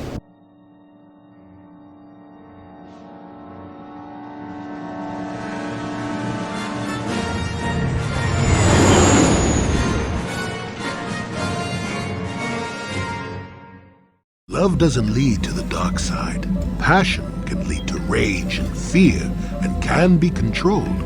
But passion is not the same thing as love. Controlling your passions while being in love, that's what they should teach you to beware. But love itself will save you, not condemn you. The Republic fleet must have gotten the message I sent as we were crashing into that planet. I'm picking up a transmission from them now. This is Admiral Thorn Dodonna to the Ebon Hawk. Do you read us? Admiral Dodonna, this is Carthon Assy. We're receiving your transmission. Carth, I'm glad to see you're still alive. We've begun our assault on the Starforge, but we're taking heavy losses. How did the Sith ever manage to build something of this scope? The Starforge wasn't constructed by the Sith, Admiral. We don't have time for me to fully explain it, but that space station is far older than you can imagine. Maybe we should pull the fleet back and retreat. I don't know if we have the firepower to go up against this alien technology. You can't do that, Admiral. The Starforge is a factory of immense power. It's been churning out the capital ships, snub fighters, and assault droids that have powered the Sith war effort. You have to destroy the Starforge now, or you'll be fighting an unending wave of reinforcements. Then I guess we have no choice. But it isn't going to be easy. I can't even get our capital ships into position to start bombarding the Starforge. The Sith fleet is too well organized. It's like they can guess our every move and counter our every strategy. It's because of Bastila, Admiral. She turned to the dark side and became Malak's apprentice. We suspect she's somewhere on that space station right now, using her battle meditation against you and your fleet. This is Master Vandor. A number of Jedi Knights have joined our fleet under his command. If Bastila is using her power to augment the Sith, then Malak's fleet is invincible.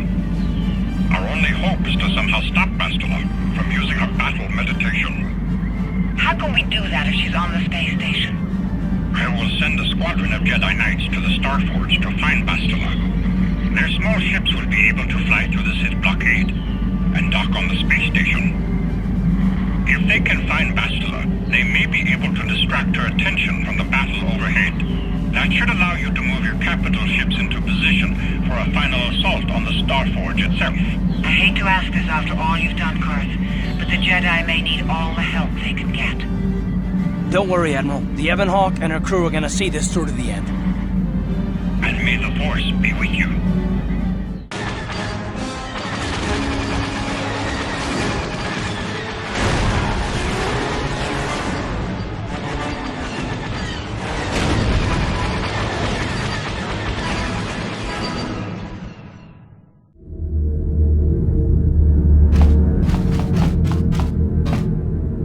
You made it!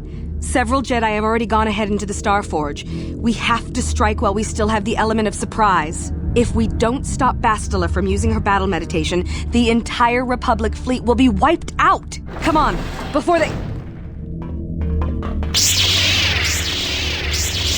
Damn! So much for catching them unprepared. We'll deal with these Sith. You get into the Starforge and find Bastila. Hurry!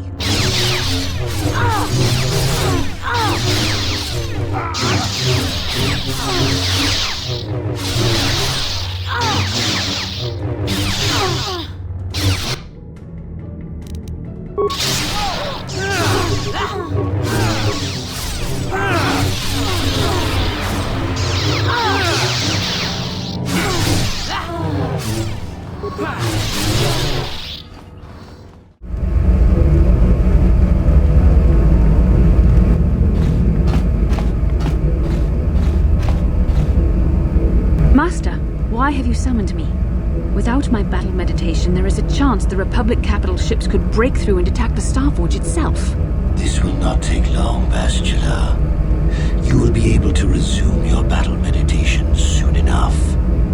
I only wanted you to know that Revan is here on the Starforge. Revan? But... The Force is bringing us towards a confrontation with my old master. The Starforge has drawn our enemies together, so they may all die in a single, glorious day. You must kill Revan to prove yourself worthy of being my apprentice, Bastila. You must finish what began in the Rakatan Temple. Yes, Lord Malak. I sense your fear, Bastila, but it is unfounded. The power of the Starforge will feed the dark side within you. It will give you the strength you need to defeat my old master. Stay here in the command center while you use your battle meditation against the Republic fleet. Revan will find you here in due time. It is inevitable. Of course, Master. I will not fail you again.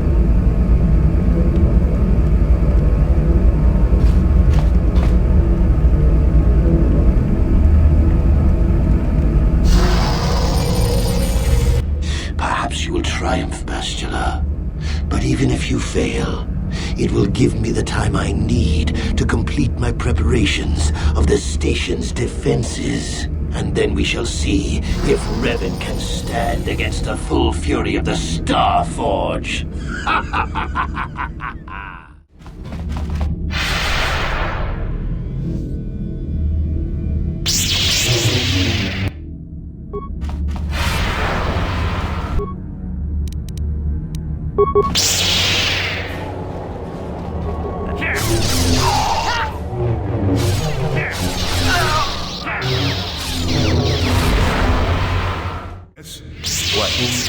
What is it? Yes?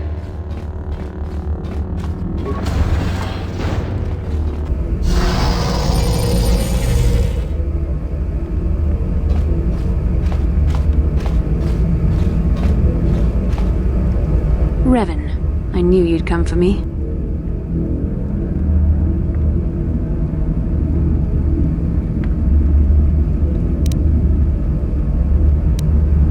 You're wasting your time. I've seen the Jedi for what they are, weak and afraid. The Sith are the true masters of the Force. You've forgotten that lesson, Revan. Now you must pay the price. Here on the Star Forge, the power of the dark side is at its strongest. This time, you will not defeat me.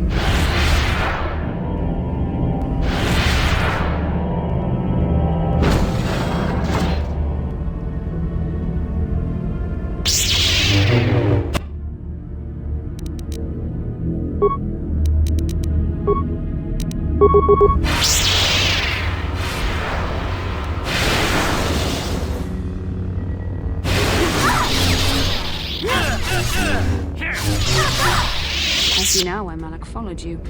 Even though you're only a shell of your former self, you're still a formidable opponent. I can't even imagine the power you must have wielded when you were the Dark Lord. You were a fool to give it all up and follow the light side.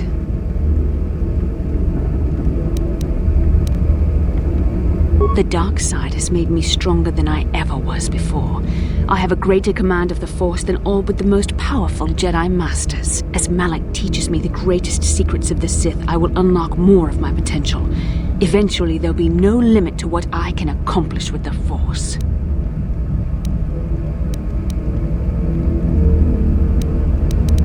Have you forgotten the ways of the Sith already, Revan? Eventually, I will challenge my master. If I am worthy, he will die by my hand, and I will become the new Sith Master. Then I will take on my own apprentice, and the cycle will begin again. This is the way of the Sith. It is how we assure our leaders are always the strongest and most worthy. No, Revan, it is you who are doomed.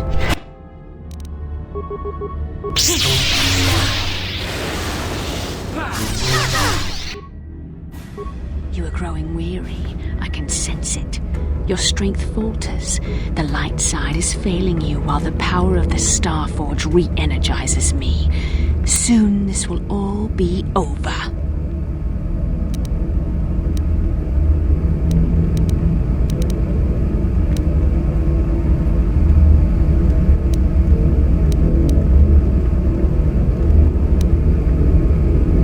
The dark side will always triumph over the light. Malak has assured me of victory. You can't defeat me here on the Star Forge. You can't!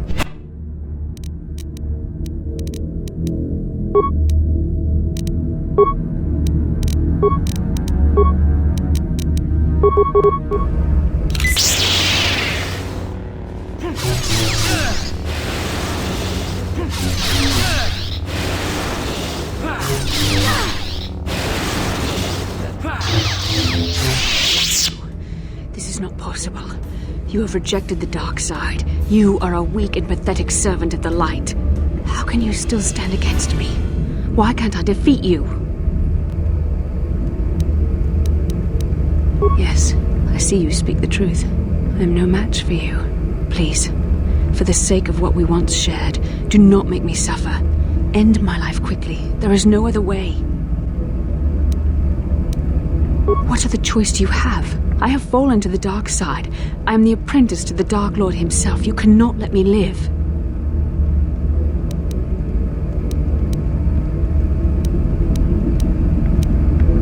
No, There is too much anger inside me now, too much hatred and fear. I can no longer find peace in the Force.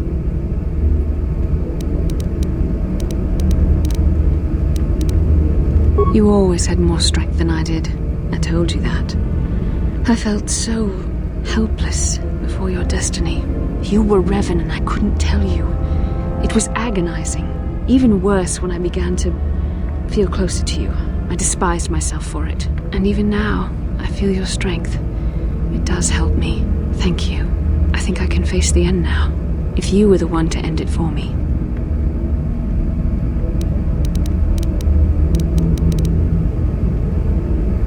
You love me.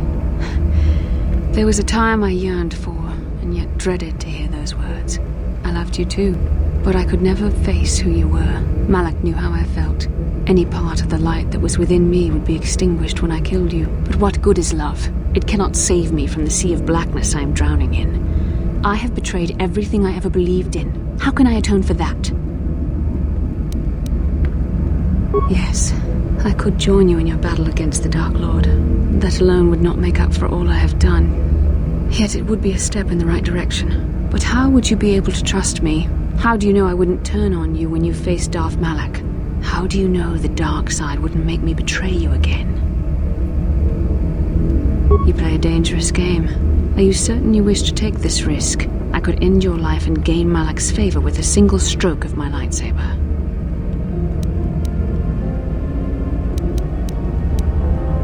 You are brave, and some would say foolish. But you are also right. The dark side has not wholly consumed me. I cannot raise my blade against you. You will go on to defeat Malak. Of this I have little doubt. You will have gone from being the Sith Lord himself to the savior of our galaxy. And you said you loved me. This may not be the best time to say it, but I love you too, with all my heart. After this? No. Nothing could make me feel safer than to be loved by you. You should go. Malak awaits. This isn't over yet. For any of us. I should stay here, though.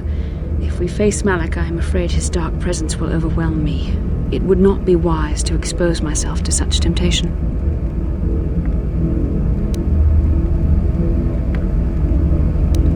I'm sorry, but the risk is too great. I'm not wholly free of the dark side shadow. Not yet. But you are more than a match for the Dark Lord. I understand that now. I will stay here in this chamber and use my battle meditation to aid the Republic fleet. I am their only hope of destroying the Starforge and ending the Sith menace. You must go and face Malak, but you have to hurry. Once I turn the battle in the Republic's favor, we won't have much time to escape the Starforge before it's destroyed. Good luck, my love, and may the Force be with you. And that, ladies and gentlemen, is Bastila Shan in depth. A truly compelling female character. I hope you have taken note, Disney. The complexity and appeal of this character blew me away when I first played the game, and it happened again when I was piecing together this video. Bastila is bratty, but commanding and elusive, so beautiful and elegant. Yet there was always something so sad about her. She was young and forced to swallow her sense of pride and self-worth for the sake of the galaxy. Even if you try to be helpful and supportive of Bastila, she always fails herself. The Jedi has told Bastila all her life that any form of emotional attachment is discouraged and a violation of the Jedi Code. Yet, rather ironically, it is these sorts of emotional attachments, a romantic one even, that pulled her away from the dark side in the end. Revan, once redeemed by Bastila, has now returned the favor. Bastila doesn't use any of her Jedi teachings to help herself in the end.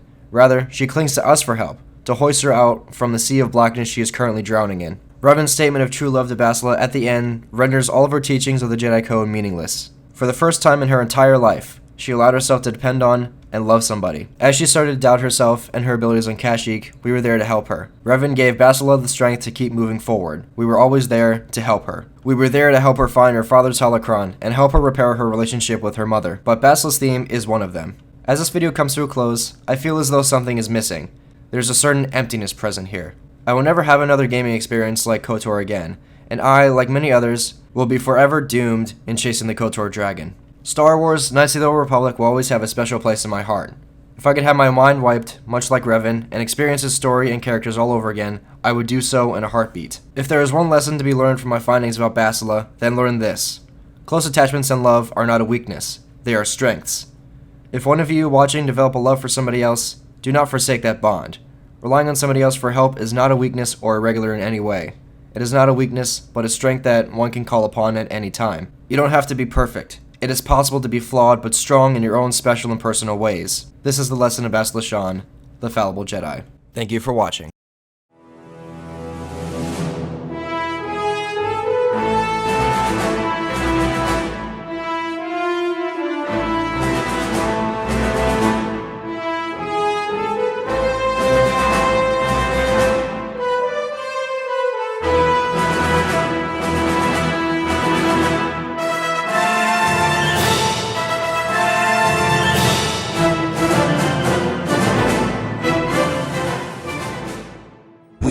Inexorably pushed to this final confrontation, Revan. I see now that this can only be settled when one of us destroys the other. Once again, we shall face each other in single combat, and the victor will decide the fate of the galaxy. Alright, before we go, I have to thank the following people. Ultimately, I have to thank the KOTOR subreddit for somehow still facilitating discussion about a 16-year-old Star Wars themed RPG. You guys are one of the best communities on Reddit. Props to you. You're all strong and wise, and I'm very proud of you all. I also have to thank very specific Reddit users on there too. Darth Valkor and Sith Holocron both helped me in making this video. They managed to convert all of KOTOR's CG cutscenes from their native resolutions to my resolution of 2560 by 1080. Darth Valkor has an amazing YouTube channel in which he turns KOTOR's content into several fan-made movies. Please check them out. I'd also like to thank Strategy Wiki. Finding Bastila's dialogue would be a shot in the dark without them chronicling everything about the game. As for YouTubers, I would first like to thank Shem L, whose YouTube channel allows me to relive KOTOR without starting a new save and playing for another 30 to 40 hours. Thank you, man. Next up, Papito Quinn, whose YouTube videos about the Star Wars universe and whose video series called Krea's Conundrums has had me critically examining aspects of my life. I know that there are times where you are struggling, my dude, but know this, you have inspired me and many others. Keep up the good work. I'd also like to thank Lucas King, Keko, and Joro the Andal. Each of these people are talented musical composers who once wrote a plethora of Star Wars fan-made music. They have all inspired me to make this video. I've used their music in this video, so credit is given where credit is due. Please go check them all out. I would also like to thank Zool. Zool has YouTube videos on how to modify KOTOR to make it run on modern hardware. I would not have been able to play KOTOR in the first place, let alone make this video without his tutorials. Thank you very much, man. So I leave you with the final battle between me and Malak. And from one Star Wars fan to another, I bid you farewell. And may the Force be with you all. Next time I'm going to do something a bit more different. Maybe a bit more blue. Anyway guys, this has been XBadgerKnightX. Thank you very, very much for watching. And I'll see you next time. Goodbye.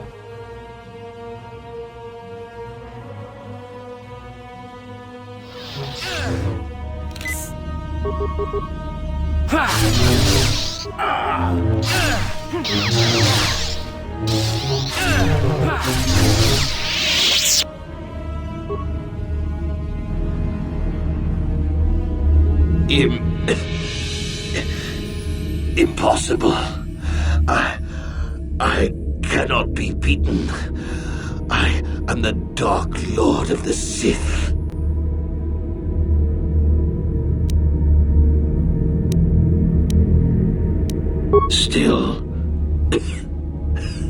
Still spouting the wisdom of the Jedi, I see. Maybe there is more truth in their code than I ever believed. I cannot help but wonder, Revan, what would have happened had our positions been reversed? What if fate had decreed I would be captured by the Jedi? Could I return to the light as you did? If you had not led me down the dark path in the first place, what destiny would I have found?